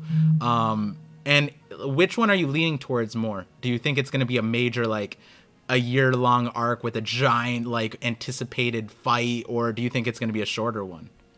I don't think it's going to be that long either way. I think there's definitely potential for it to get bigger in terms of characters. Yeah. But even then, I don't think it could Okay. be that expanded because, like, even the island itself right now is not very big, right? Like, True. it's not a whole lot of space to play around with. So I think even if more characters show up, we're just gonna have like a more jam-packed conflict, but it's still gonna be a pretty quick one because of just the setting and the environment we're in right now. Yeah, yeah. Um, and you also brought up this thing too, how the relationship to like Annie's lobby kind of feeling too. Now there were like Robin's at the forefront of the story. Do you think Uchi's like on the way. Yep. and this is an idea that I had a few times. I feel like Vegapunk unintentionally, or after this chapter maybe intentionally, recreated the ancient weapons. With like the sea beasts are just like one step below the Poseidon with Sea Kings commanding that. I think the Aircon, I talk about this in a few of my videos. The Aircon is essentially Uranus. It would be like the mechanized version of that, just on a smaller scale, just one island. But we even saw Vegapunk was saying like, no, this could be worldwide, bro. Like, and like my take on that is like, if you have a worldwide global climate controller, that could go wrong pretty quickly. That could be disrupted. But the last one is Pluton. Now we left Wano with kind of like a a blue ball moment with Pluton. But do you think we're gonna learn about Pluton here? Is it about time that we finally do? Man, I don't know. Is it? I have a hard time wrapping my head around this idea of Vegapunk like sincerely building ancient weapons. Cause like I don't know if he's building these things like just for self-defense, or does he actually want to recreate these weapons, Yeah. or is he working together with Dragon to try to do that? I feel like his interest in weapons hasn't really stood out too much. I feel like, and it's like maybe like the stuff we're seeing is more so like his cooperation with the world government because that's what they're after in the end. Because the things he has shown off so far is like a lot of it is like to benefit the world and the Yeah. environment. We do have Caribou there who has the container information about Pluton and Poseidon as well. Who like I honestly at this point am so lost at what Oda's plan with Caribou is. But Pluton, I don't know. I just feel like we're not actually gonna actually see any of the ancient weapons until like we find out the truth about everything. Maybe another tease in here. If Right. anything, I feel like it might be a time to get some more tease about Uranus because like we might have already seen it, but we don't quite know. Like Vegapunk could definitely drop some details on that maybe. Yeah, and if you guys haven't seen my latest Void Sentry video, what Zach just said about have we seen the Void Sentry or Uranus kind of stuff before? Well, that was answered in my latest video. So definitely, if you haven't checked that out, go check it out. It's a long one, but it's also rising to be a fan favorite. It seems like a lot of people are giving good feedback. And with that, I'm gonna start reading some of these super chats to catch up with some of these things, but they connect to what we just talked about. Anime Dimension with a $20 super chat. Thank you so much. He said, since Dr. Vega read books from O'Hara, he can fill in Robin, and if he is If he has deciphered poneglyphs, then he might have brought samples of the road poneglyphs. So if he gives it to Straw Hats, they can skip Elbaf and go to Laughtail and have a reunion with No, Saul man, at this is what Final I'm War. talking about, bro. He's got me trying to get me worked up, man. I read the thing, but I didn't get to the part that skip Elbaf, and I was like, oh god, Zach's How agenda's could coming out. how could you read out last chapter and the takeaway is, oh, we're gonna be able to skip Elbaf now? Come on, Anime Dimension. That's funny. But you know, the Elbaf part I disagree with. We're not skipping Elbaf, but here's the thing. Hidden Island brought up another thing, right? In terms of fodderizing everybody else in the verse. The other thing that Vegapunk is dabbling in, which is another one of those throwaway lines, like the anti-gravity thing. In this chapter, the throwaway line was, "Oh no, my time-space warp thing is messed up." With the like official is still? Yeah, it says, did not? time space get twisted somehow while I was warping? And I'm like, You could just teleport now, yeah. like, and so Mosh brought up this idea that like this, since Kuma was the one who warped them in the past, is it possible that like Vegapunk has been studying? I think that it might be Law's fruit that he copied. The reason why I say Law's fruit is because this situation with the Einstein Vegapunk is the same thing with Kinemon. Essentially, Kinemon was half in a dragon and he was like stuck because of Law's fruit, and you get the same situation where he's like half in a good point. robot. And so like, is the time space thing related to Law's fruit? Law was a warlord, so maybe there's some kind of way he Oh, that's a good bet right there. His fruit. I forget what I was talking about beforehand, but that one was an exciting one.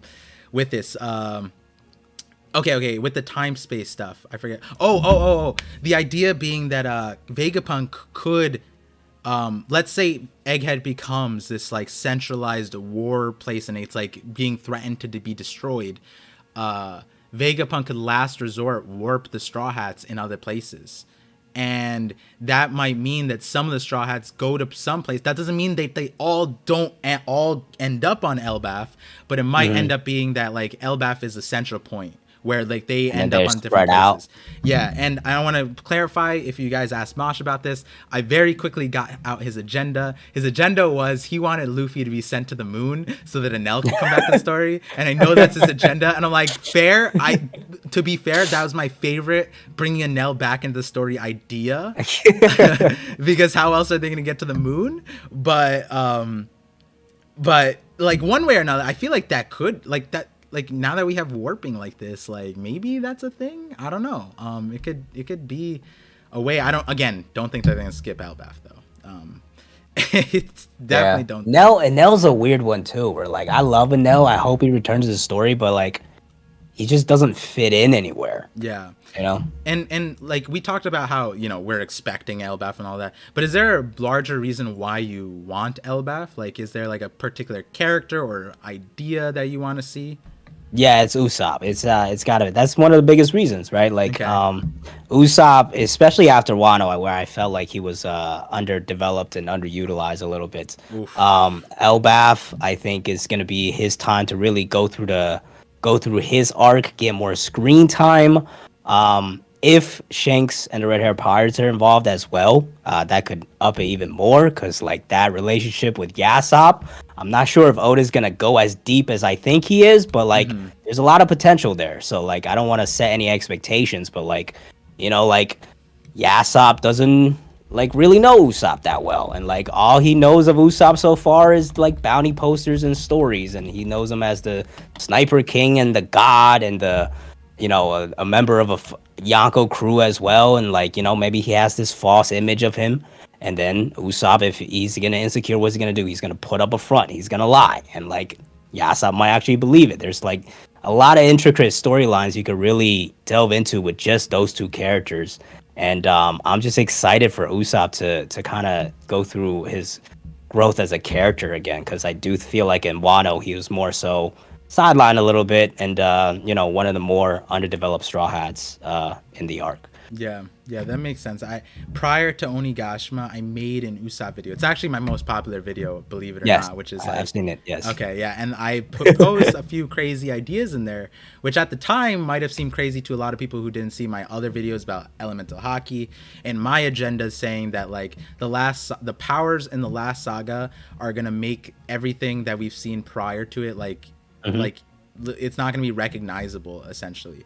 And Film Red came out, and we won't talk heavily about that. But once you see Film Red, if you haven't in the chat, maybe at the end of this stream, we'll talk a little bit about it, just so like there's a consolidated like spoilers thing. But it's been 2 weeks now, so I think it's like safer to talk about it. But we won't do Hmm. that just now. But overall point being, if you see Film Red, you'll understand what I mean about the things I talk about in that Usopp video. It makes a lot more sense, which is wild because I made that Usopp video without any of like Oda's like breadcrumbs to that. So Hmm. that's definitely an interesting thing.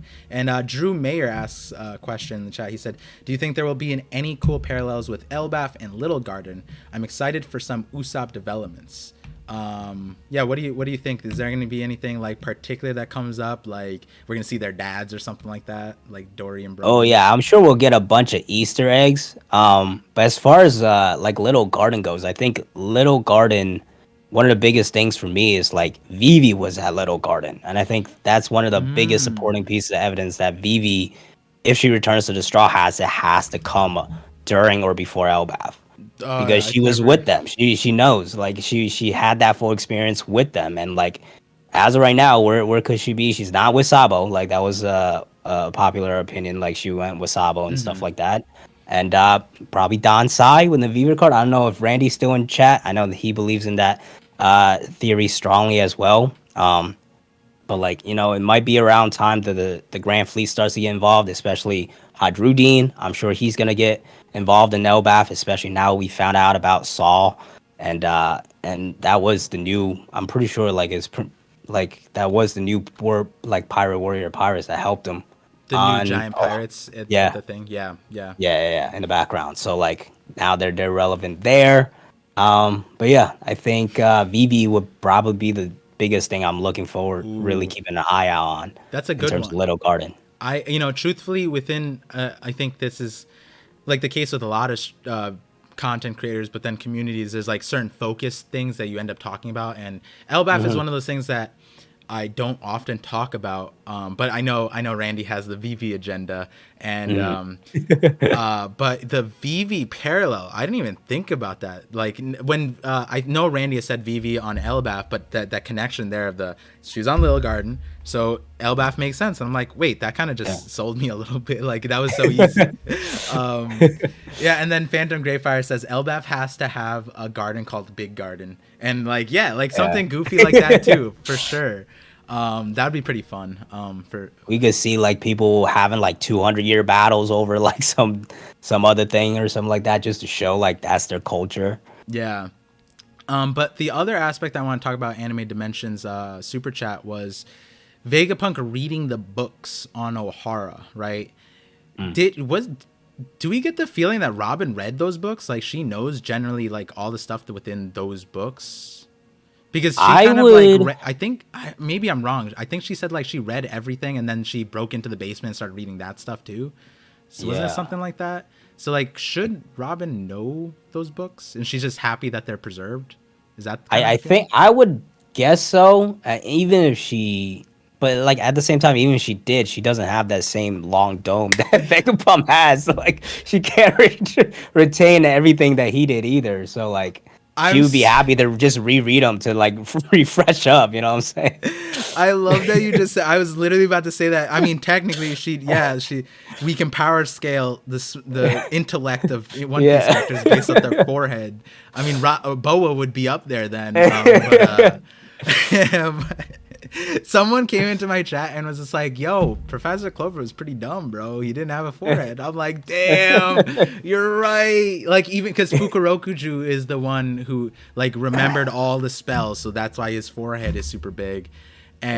And so there is that precedent. It's kind of funny because it's like the like Fukurokuju's spells and then what he showed. It's like yeah, okay, that all that knowledge did nothing, bro. Like, Oh man. like he's supposed to be the Madara of One Piece, and then he's just like stuck with Raizo, bro. Like that's Yes. so funny. Just had a chicken contest the whole time. Oh my god, that was definitely a On goofy Clay's moment. a runner up. Oh yeah, I think he was the moment Vivi rejoins the crew, One Piece officially achieves all-time peak. I'm with it, man. I'm a VV stan.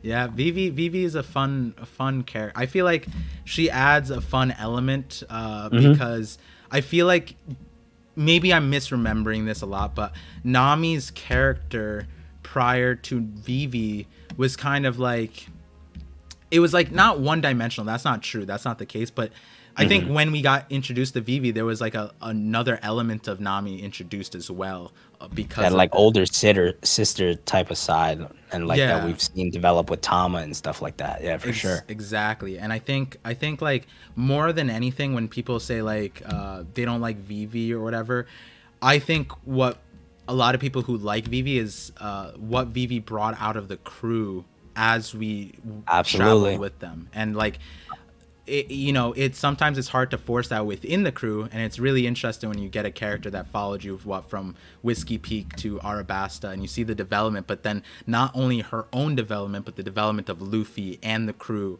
And like a lot of the speeches that were said during those times are still things like I hear the first few words or I hear the OST and I just remember Yeah. everything. Like there was a lot of big moments that came about that only could come of because of a character like her. And you can even go as far to say is that like Momo was supposed to be like a parallel to that, and then like Yamato leaving the thing becoming Nakama, it was like kind of Vivi split into two, but then you add like a power aspect. And whether or not you think like Wano ended in a rush, or like maybe I believe the anime is going to fully flesh out that chapter and make it like way more Yeah. like impactful. Yeah. But when you look at the end moment of Wano and you compare it to the end moment of Arabasta, it's like, bro, it Now, clean Vivi's like clear. Vivi's yeah, clear. Like Momonosuke, I think is probably one of the most well developed people's that like characters that came out of Wano. But like it was really his journey that he went through. Vivi's journey with the Straw Hats was not only her journey, but like she impacted them.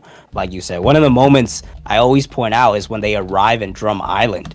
And like they want to cure Nami, and then Luffy's just like, I'm gonna kick all your asses. You gotta heal my friend. And then Vivi bows down and says, Luffy, you're a bad captain. You gotta learn there are times where you gotta, like restrain yourself and stuff like that. So like she had like a lot of moments where she helped the crew in her own way.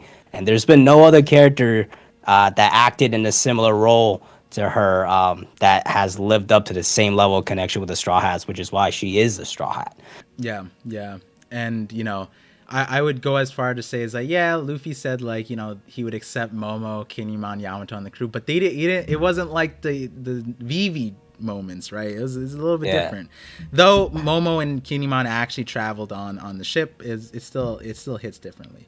I just It want was to just about Vivi being about versus Aokiji. yeah, I read that. I was like, what are we saying? I mean, I think the idea is more like a lot. Like the Blackbeard Pirates matchups. Is that what's going on? Yeah. Also, like I think a lot of people are like, so Vivi joins. What does she do? Is she gonna fight? Blah blah Yeah. blah. Like that kind of thing.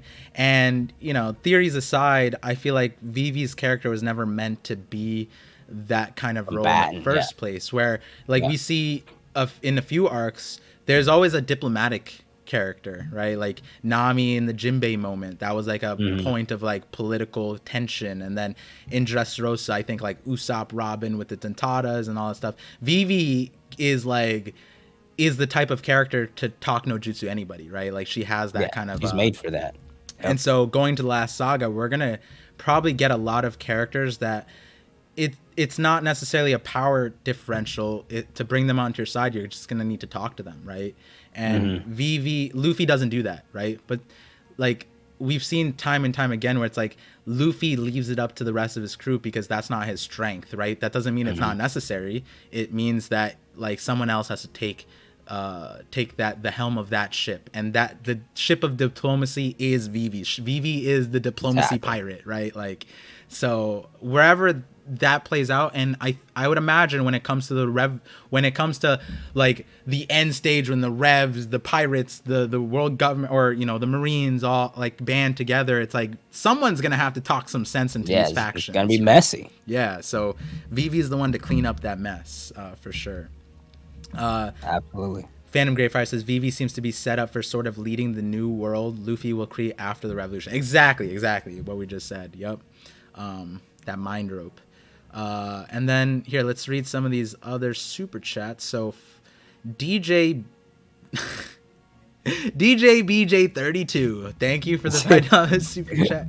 He said, I agree, Saul fake out death is an exception to all the fake out deaths in One Piece. I'm not afraid to admit it, but I cried with Robin's panel. And then he ends with the she. Cry away, man. Cry away. I find myself doing this a lot, and I'm curious about your experience with One Piece, especially when I'm reading both mediums. People have seen me in the live reactions where I like zoom in on a panel so I don't see the rest of it. But usually when I read something, I have like laser focus, kind of like a horse shutter kind of thing. I'm just like looking at the spot. Yeah. And sometimes I will innately react exactly how Oda draws the reaction next panel. So like I'll be like, and then the character's like, and then they say exactly what I said. And I feel like this, like you said, like Oda guided us through this chapter using Robin's emotions. Do you feel like you do that a lot when you're like reading the chapter? For sure. It's not only the reactions, but a lot of times I'll be like, wait, what does this mean? And then it'll just get answered, right? I'll spend like 2 minutes. I'll be like, wait, hold on, blah, blah, blah, blah. And then I just scroll down.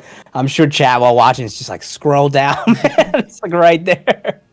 I get that. I mean, often. That's what's the good progression is all about right there. And like, here's another thing. Do you think Oda's like a hermit question? Like he's not on the internet, but he's on the internet, right? He watches it. Oh yeah. I mean, like think about how much inspiration he takes out of his stories. Like he consumes a lot of stuff to be able to, to be able to have that creativity to create this massive world. I'm sure he's like Vegapunking him his own self, just like reading all them books and stuff like that, to locking in his brain to recreate it in his own world. Yeah, and then top of that, to like tap into like so in such a strong way, where One Piece is like the most popular fiction in the world, but like, and everybody is so different, and like, the whole point of my channel is like making connections and finding the common ground and having conversations, even when like, I think that's like the coolest part about One Piece is like there's two people who without One Piece their paths would never cross, but they cross and they might be homies, the best of homies. Like the other day I had a Discord call, and there was from someone from Australia, from UK, from China, and we were all just talking One Piece. When would we ever be talking about that stuff, right? Crazy.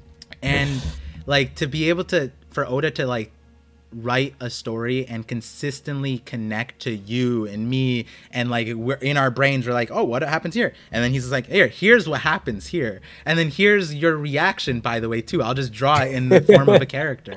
Like I always think back to like the Sabo when Rayleigh showed up with the Sabo Odi thing, and like he blasted everybody with the Conquerors, and everybody's like shocked face and like confused face, scared face. I remember going through all those emotions, like, huh, what?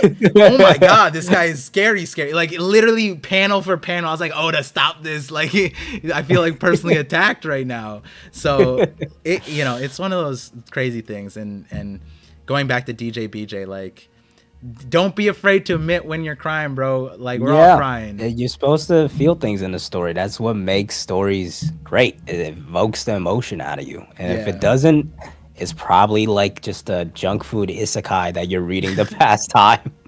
Yeah, and even more than that, we all universally are expecting to laugh and cry once the One Piece is revealed, right? Like we're all gonna do that one way or another. Like even if the story itself doesn't make you cry, I think the gravity of finally finding out is gonna just bring us all to tears. We're like, oh my god, we're here. Like we're gonna be hysterical, I feel like. Yeah. That's gonna be a moment, man. That's gonna be an iconic moment. Yeah, community. I've been like, as absurd as it sounds, I've been trying to I'm sure other creators, other people have thought about this, but like as absurd as it sounds, I want to try and make this thing happen where like we somehow get an international like watch party or read like a live reading going for the last chapter. Like we bring like we get a stadium like a esports thing. We get like a stadium, fill it up, and like that. I feel like it would be by the end of the story, 5 years from now or wherever it is, it will be doable. And there's this like huge creator on TikTok. I don't know if you know him. His name is Straw Hat Goofy. Yeah. Oh yeah.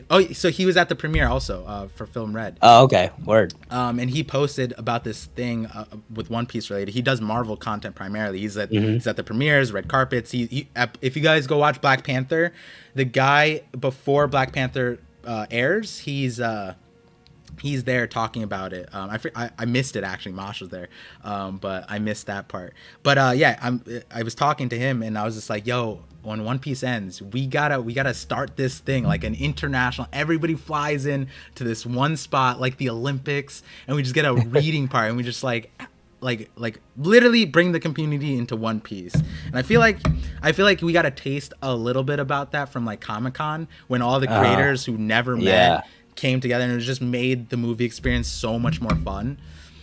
I feel like that would be a good thing to look forward to. I mean, that could be a crazy event to put together. I mean, it sounds like fun. If it gets organized, I'll go. I'll be there, bro.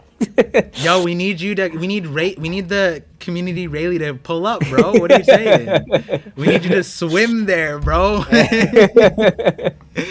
Man. Maybe one day in the Reverie chat we'll bring it up. I think with the power of all the creators combined, we could get something like that going. I feel like it's possible. At the very least, like a huge movie theater, and then we'll just put it on like on the screen and scroll down that way or something. Yeah, like Scoot right here. He said, hell, I'd fly out to the USA for a mass reading event. See, like, even now, like, the idea isn't super prominent, but, like, I think the idea of it's so epic and romantic. Especially with how quickly One Piece keeps growing and growing and growing. Even, like, the Times Square stuff that happened in New York. That was crazy. Easily. And, Mr. Beast, by the way, he's becoming a fan, and so we get that Mr. Beast clout here, bro. Easy, bro. Will literally buy an island to do this, like. Yes. and I'm not some of the things my viewers know. There's been some crazy absurd things that I've said in the past, and then they just kind of happened, and they happened quicker than I thought. And all I'm saying is, if we want something to happen, you got to speak it to existence. Yeah, exactly. Throw it in the universe. Throw it into the universe.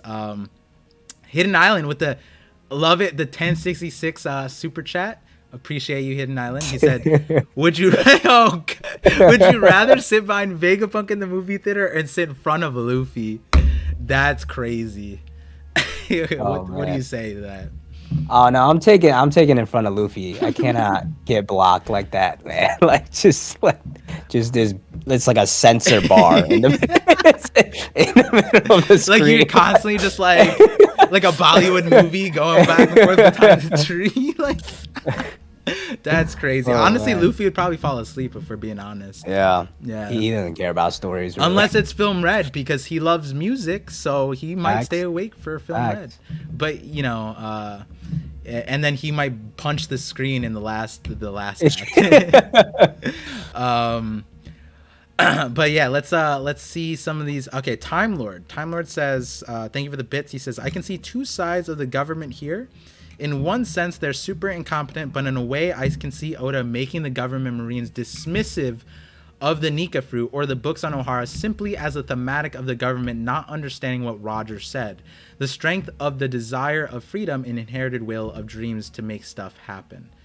So, okay, that, like, they're just complete, like... Just that ignorant, right? Like, I guess, like, you could go that route. Yeah, the way I see it is like they're kind of like they're kind of like the conservatives. Like if we bring it to our world, where it's like, with like they don't even want, for a long period of time, it's like they don't want to consider like the devil's grass or something like that. That's what they call it. They dismissed it, right? Without looking into the science or things. They just straight up like void century people, literally void century people involved in that. And so I, like in that terms, why are they like that? Because they're indoctrinated to this viewpoint of how the world should work and what we should partake in, and so that might be like a barricade for them to even care about these books and the Nika fruit. And they're just like you're saying, the ignorance of them not even wanting to know puts them in a position where they're not the best people to suppress it in the first place. And their methods of suppression end up being so over the top in the first place, right? Like Lucia, the Great Cleansing. We don't know what the Great Cleansing means, but I imagine it's excessive. Like, so what do you think about that with the Marines' perspective there? That's like one way of looking at it. At the same time, I just think like because they've been so excessive in wiping everything and so over controlling of everything, it just doesn't make sense that they let these little like pretty important things slide, that like it's just like doesn't feel quite right to their nature, and it just still just to me comes across as kind of incompetent. But a lot of people do like to make the comparison of like, hey, real world governments do fall with that issue as well. So it's not that big of an issue at the end of the day. It's just like it's just like continue to happen a few times now, where it's like, all right, the world government not as all it was cut out to be. Which like, hey, they're the villains anyway, so it's not that big of a deal at the end of the day, unless they like get bodied in like seconds when it comes to the final war. Like that'll be a problem. Right now, it's just like they're letting some things slip through the cracks, which is Yeah, it's interesting because like we've as much as we do know about the Marines and the world government side, we also don't know a lot. Like the God Knights, that was something that was introduced. Yeah. The not the Admiral, Black Horse. I forgot his name. Was it Black Horse? The guy, he was in charge of the investigation unit. Like that's a whole new faction also of like the Marines having an investigation unit, apparently to investigate the the incident on Mary Joie, but they don't have the jurisdiction, which felt like an FBI, CIA kind of thing. Like, oh, we don't have jurisdiction over here. And I was like, damn, this is how the Marines are going to function? Because that brought an interesting thought and almost agenda. I think Marshall D. Preach and I have like parallel theories over civil wars in One Piece, where I think the Void Century was essentially a bunch of islands having civil wars, and then the losing side on each island banded together to create like the 20 kingdoms. And they might not have agreed on their foundational stuff, but they supported each other because they had like an oppressive type of thematic behind them that they all agreed upon, that kind of a thing. And I'm curious to know your perspective on, do you think that the world government and the Marines will have a civil war? Yes. Okay. Because I strongly back Randy's theory on the sword being led by Garp. I don't agree with the law part, which is like the main part of the theory, but the part of Garp being running the show and it being like essentially his own revolutionary army within the Marines. I think that's gonna come full head when it goes down, especially because like as the story's gone on, we've already seen people like Smoker on this trajectory of like realizing the wrongs of the Marines and like how that he needs to correct those ways. Even like Kobe, right? The first moment he decides to join the Marines, he sees the issues with it in chapter 1 or not. Yeah, no, second. Where it was the second or third chapter. Yeah, second, third chapter. Where he sees like, oh, okay, hold on. Like literally when he goes to meet Captain Morgan, like Helmeppo is acting like a celestial dragon. Like people are literally bowing down. It's the exact same imagery as we see in St. Charlos and Saboti. So like clearly the Marines need to be revamped as well. And I think there's going to be internal struggle there in the final war to really hammer it home. Yeah. Do you think that there's going to be a replacement or an abolishment of the world government?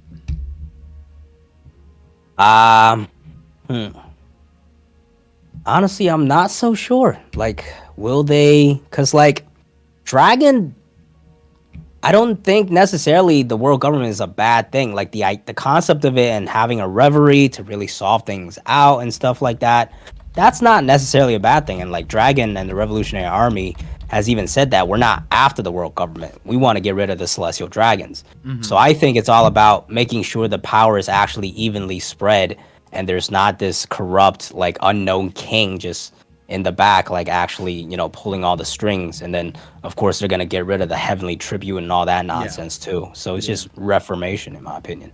It's funny because the heavenly tribute, when you think about it, isn't like awful. It might be like extortion like levels, right? But like, It's just a tax, technically, you could yeah, say, right? Yeah. and that is a real thing that all our world government like kind of entities all have some form of tax thing that I think like in the NATO side of things is you can opt in and opt out, and it doesn't necessarily bring you. I mean, at least the U.S. can opt in and opt out, or we can threaten to opt out at least. But it again, it's not like it's a necessary thing. It just might be the way the celestial dragons are doing it. It's like problematic. Yeah, they're right? just taking all the money and putting it into Marijois. So Yeah, and then funding it's like not this, being. the slaves and stuff like that, which is something we wouldn't want our taxes to go to. Yeah. So It's all about the spending plan. We Yeah. just got to change the spending plan. exactly. Which will be that again. That's where Vivi character comes in. Is Luffy gonna figure it out? Nami's just gonna Nami's gonna No, reinstate. they're out of there. Nami's like, sure, we'll keep the taxes. So I'll take the heavenly tribute. yeah, like who on the Straw Hats are actually gonna like regulate that stuff? Vivi, that's where Vivi comes in. So, And like it works well because Luffy has made all these like connections through all these other kings and queens. So like they'll be the main people running the show for that reverie, I think. And we saw like how many allies he had with the last reverie.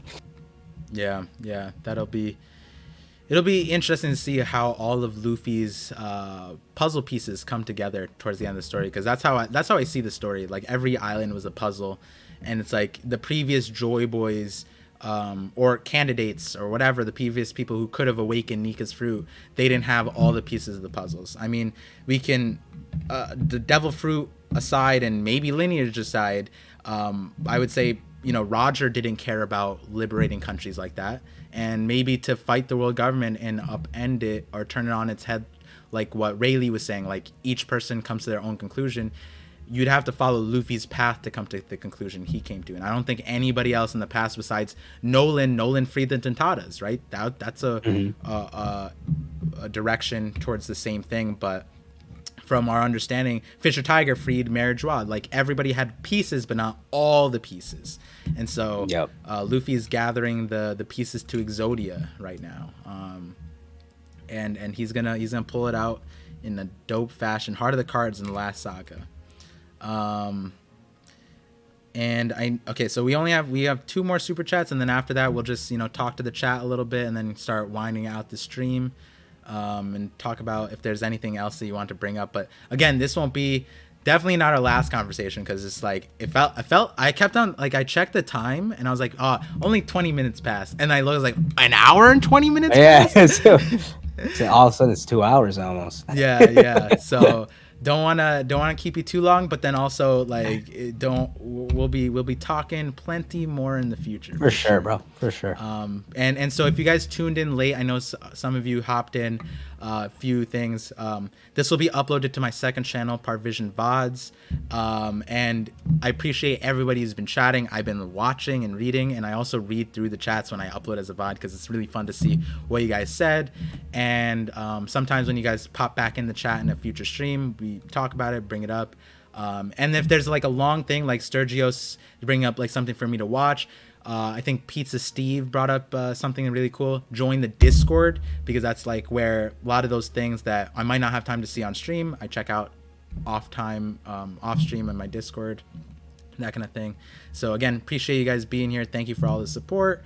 Hopefully you're enjoying the conversation, and we'll probably be here for like 10-ish more minutes to close it out. But some final super chats here. CJ Clark said, $5 super chat, thank you. He said Kuma's issue is going to be brought up from Luffy's group by Bonnie. Bonnie is getting the answer from the man himself. Luffy's not going to care. Do you think Luffy's actually not going to care about Kuma? I feel like he's going to care. Yeah, of Yeah. course. Like he owes him a debt. Like he knows he saved him at this point, and he protected his sonny. Like he knows Yeah. multiple ways now that Kuma helped the crew. So like he'll care for sure. I get it. He cares about Kuma, I think, more than his own father. I get what CJ Clark's saying though, because like on Orange Kokoyashi, like in Orange arc or Nami's arc, I always forget that Mhm. Arlong Park arc, whatever. When Nojiko was explaining Nami's Yeah, background, he he didn't slept. want to hear it. Yeah. Jinbei thing, he slept during that. Every single time he Mhm. falls asleep during the history of certain stuff. Um, but the Kuma one might be a little bit different because Kuma's not on his crew. He doesn't care about like Nami's backstory because he likes Nami. Like Mhm. he likes Jinbei. Like the past isn't gonna change what these characters have done for him with him in the current story.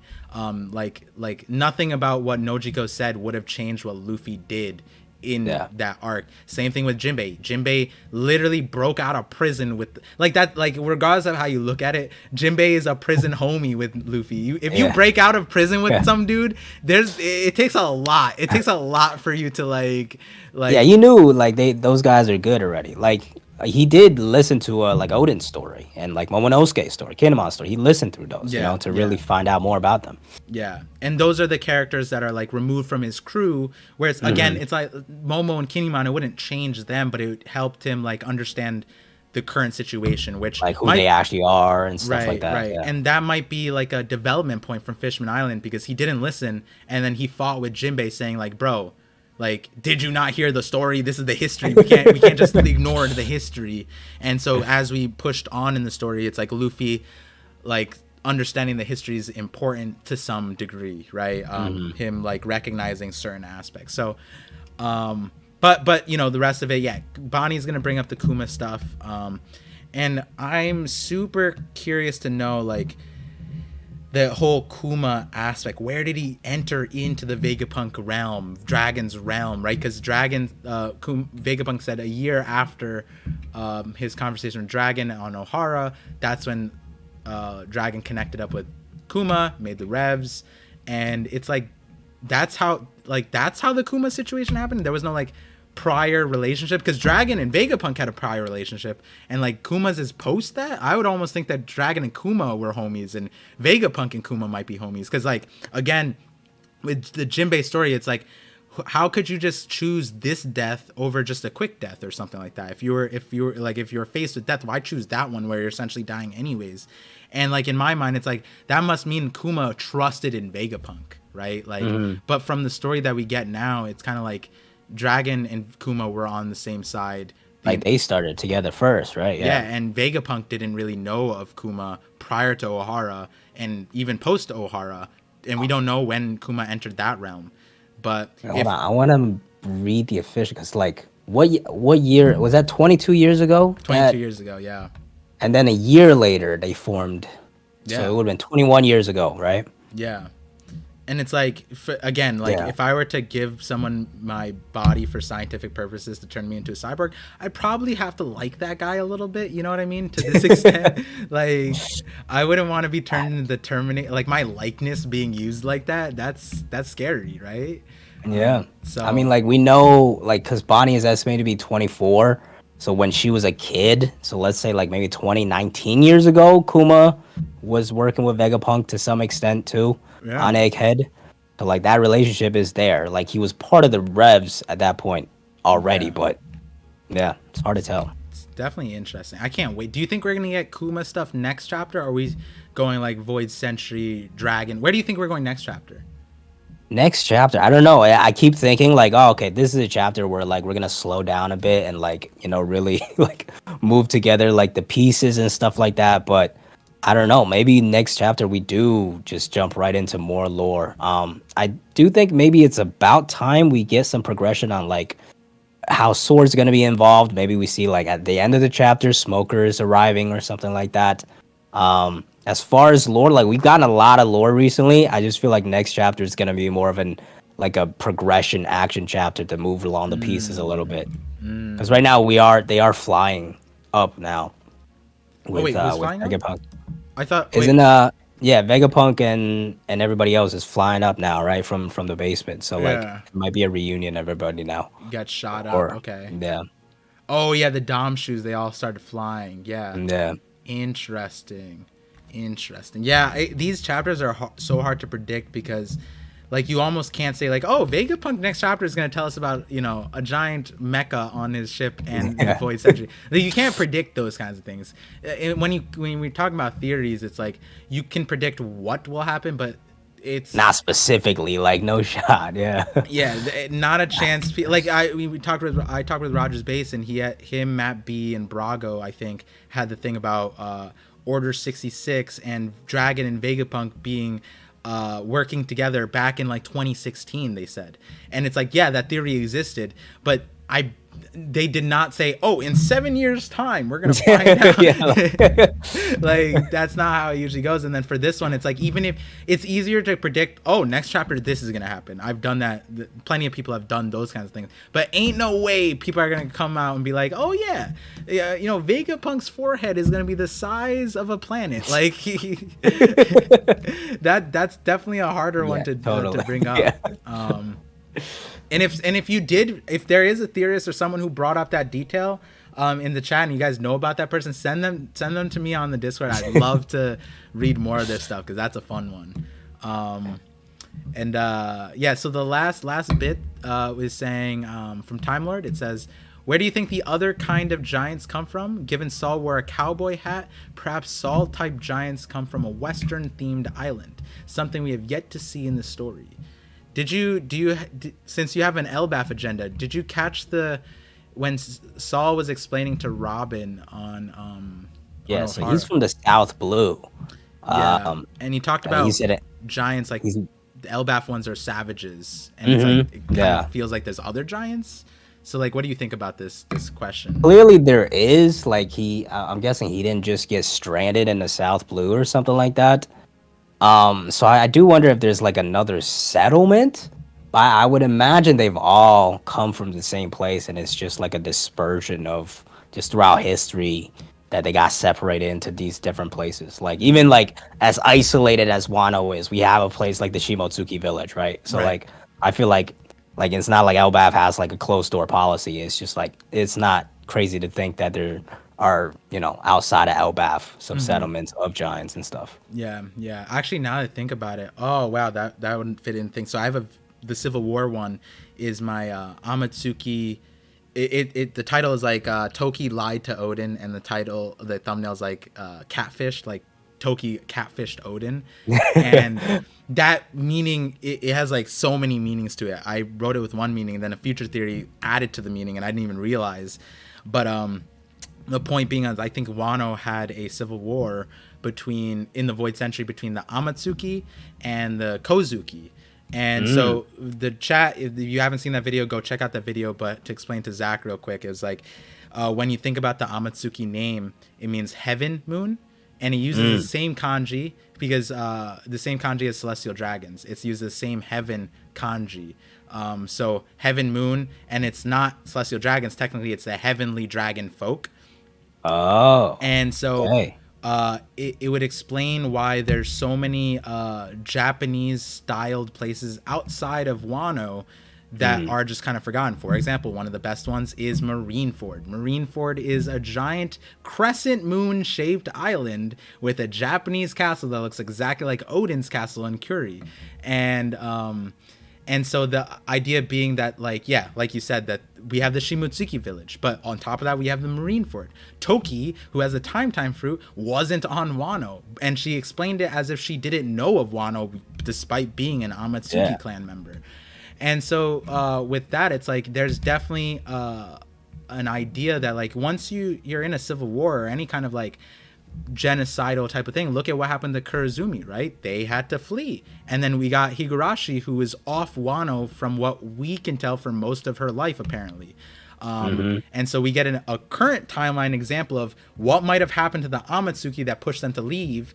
Same thing with the Kurozumi. The Kurozumi were pushed away from essentially a misunderstanding where it's like this one guy did a bad thing, but the whole clan took the brunt of the crime, and so they were pushed out. And when you think about civil wars, that might apply to every single country. We had the long arm, long leg. They had 1,000-year war, and we see that example in Brooks' story, where the Brooks story in the time skip was he got isekai'd. He was summoned as a demon lord by the long. I think the long arm tribe, because they were suppressed by the long leg, and there we go again with the giants thing. It's like there might be a faction of giants that stayed here, and then here's an example, guys. The Yeti Cool Brothers, they are giants, and even in the SBS or in the VRIC cards, they're explained as a mystery giant race, I believe. So we do have a faction of giants that separated out, and aside from Saul. So going back to Time Lord's thing, there could easily be a lot of places that could reflect on why Saul looks like a cowboy, for example. And now I'm that like small detail. Now I'm like, oh man, I need to add the giants to like, Civil War. It all just kind of adds to each other with how different themes like connect throughout the story. Yeah, that's just how the best part of the world building of One Piece. Yeah, that's what's a lot of fun. And I think like with, like I was saying, I like your approach to theories and ideas with One Piece, because you always go back to the macro picture, and that's so hard to do in One Piece. Like I was sitting in part of your conversation with Hidden, and like I forget, he asked you a few like what if-esque questions, and where you started with the answer with your answers was not where I would go. And you're like, first you got to think about this and this and this, and then you start painting the picture. You like made the parameters of it, and those parameters again are super hard, because there's a lot of people or a lot of parts that you just forget about One Piece, but you have to take into consideration with those things, like the giants in the Void Century. Now that we get this giant mecha suit, like, or mecha armor, like there's so many connections to the Void Century that we can't even comprehend when it comes to the giants. I feel like that's part of the reason why I don't dive into like whole theories, because like then it just becomes too big picture, where I have to just like sit down for like a week to try to figure stuff out, you know?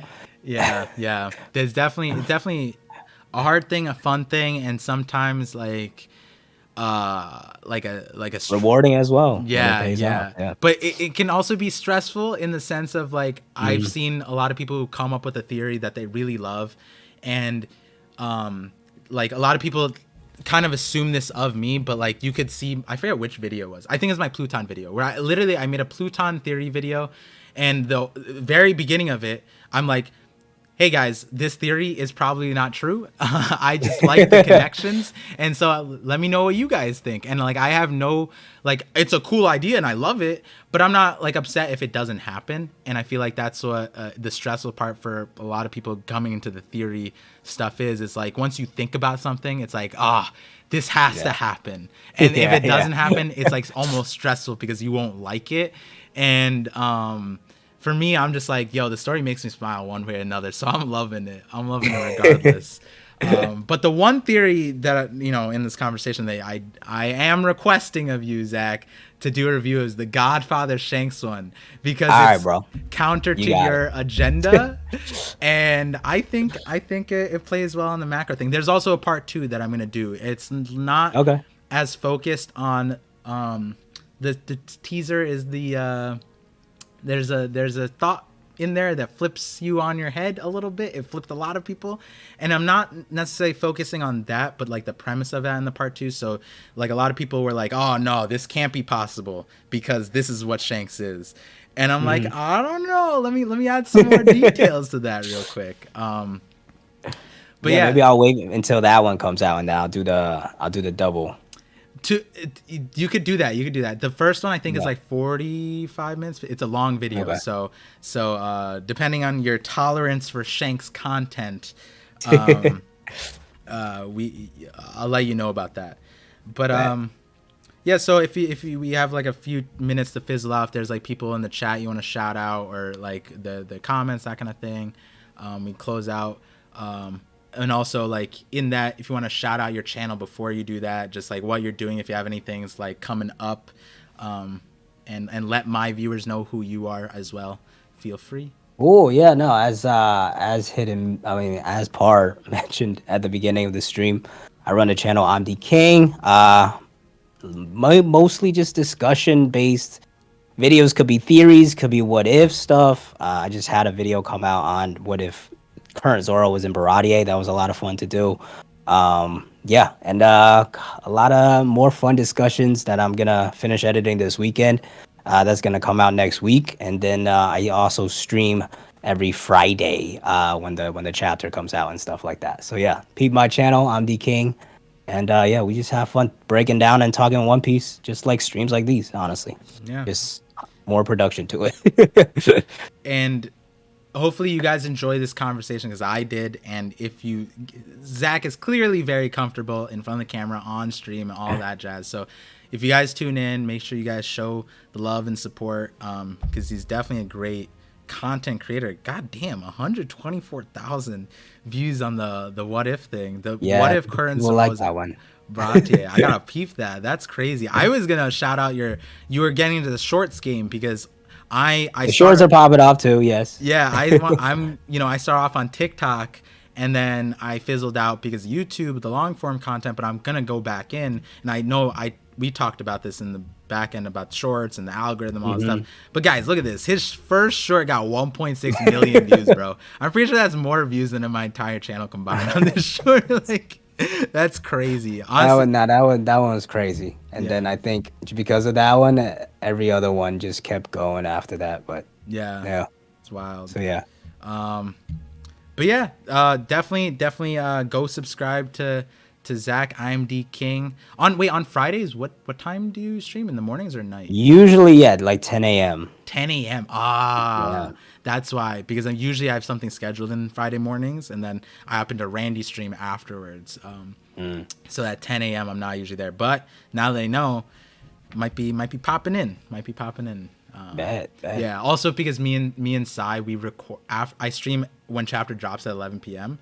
So Yeah, I I know. stream, and then after I'm done streaming, so like 2 or 3 hours, I hop onto a call with Sai, and we record like another 2-hour conversation about it. Wild, bro. Now I gotta go to sleep. Yeah. That's why I'm doing the morning streams. Yeah, I mean, I think a lot of Yeah. people enjoy those. Somehow, Yeah. me and Sai are both night owls, so it's like Uh-huh. our last one we ended at like 5:30 a.m. and we're just like, bro, we tried to record a 1-hour call, but we keep going to 2 hours. How does this keep happening? Yeah, so if there's any of viewers you want to shout out in the thing or Yeah, comments, shout out my guy Phantom Greyfire with the links on deck. Just Yeah. dropping them all. Phantom Great Just Fire is dropping a them all homie, in bro. chat. Appreciate you. But yeah, this was a ton of fun, man. Like you said, I'm sure we're gonna have more conversations in the future. Yeah, definitely looking forward to that. Wait, you're not going to Anime NYC, right? No, Okay. not this time. Hopefully in the future we meet up again. Again, sure. this was really interesting because unlike other content creators, I met them via a Discord call or Yeah. a video or something like that. I've seen some of Zach's videos, but I got to know Zach more because we spent like 6 hours, 7 hours together Yeah. at Comic-Con. We got lost together. We roamed the city. We lost people together, Jay and Mosh and everybody. That was, a lot of fun time. And I think that was really a great learning experience because I nailed the Rayleigh thing. That I'm pretty proud of that. That was good. That was good. Oh yeah, that was a fun one. But again, thank you, Zach, for blessing me with a great Sunday, great conversation. Of course. And if you ever want me on your channel for a random Absolutely, man. collab, always down. The chat knows I'm everywhere somehow, even though I just literally open my sub box and I'm like, ooh, this guy's on, and I'm just like peeping in every once in a while. But with that, guys, just want to say thank you for listening to the Voice of All Things with your host ParVision, and I want to thank my Buster Call guest, Zach. I didn't ever explain that to you, actually, the Buster Call guest, but I'll explain that to you later. The chat knows what it is at this point. And again, if you guys tuned in late, it'll be uploaded on my second channel, ParVision VODs. Go subscribe there. And on my end, there was a few things in this stream that we touched on. The Amatsuki one was the recent thing that we talked about, the Civil War. I'll link that one in the chat. And then my next video should be out tomorrow, is related to Onis, and we talked about Big Mom and how she might be relevant in the story later. That video is coming out tomorrow. But other than that, see you guys for 1067. We don't have a break week. And yeah, enjoy the rest of your Sundays. Have a good one. And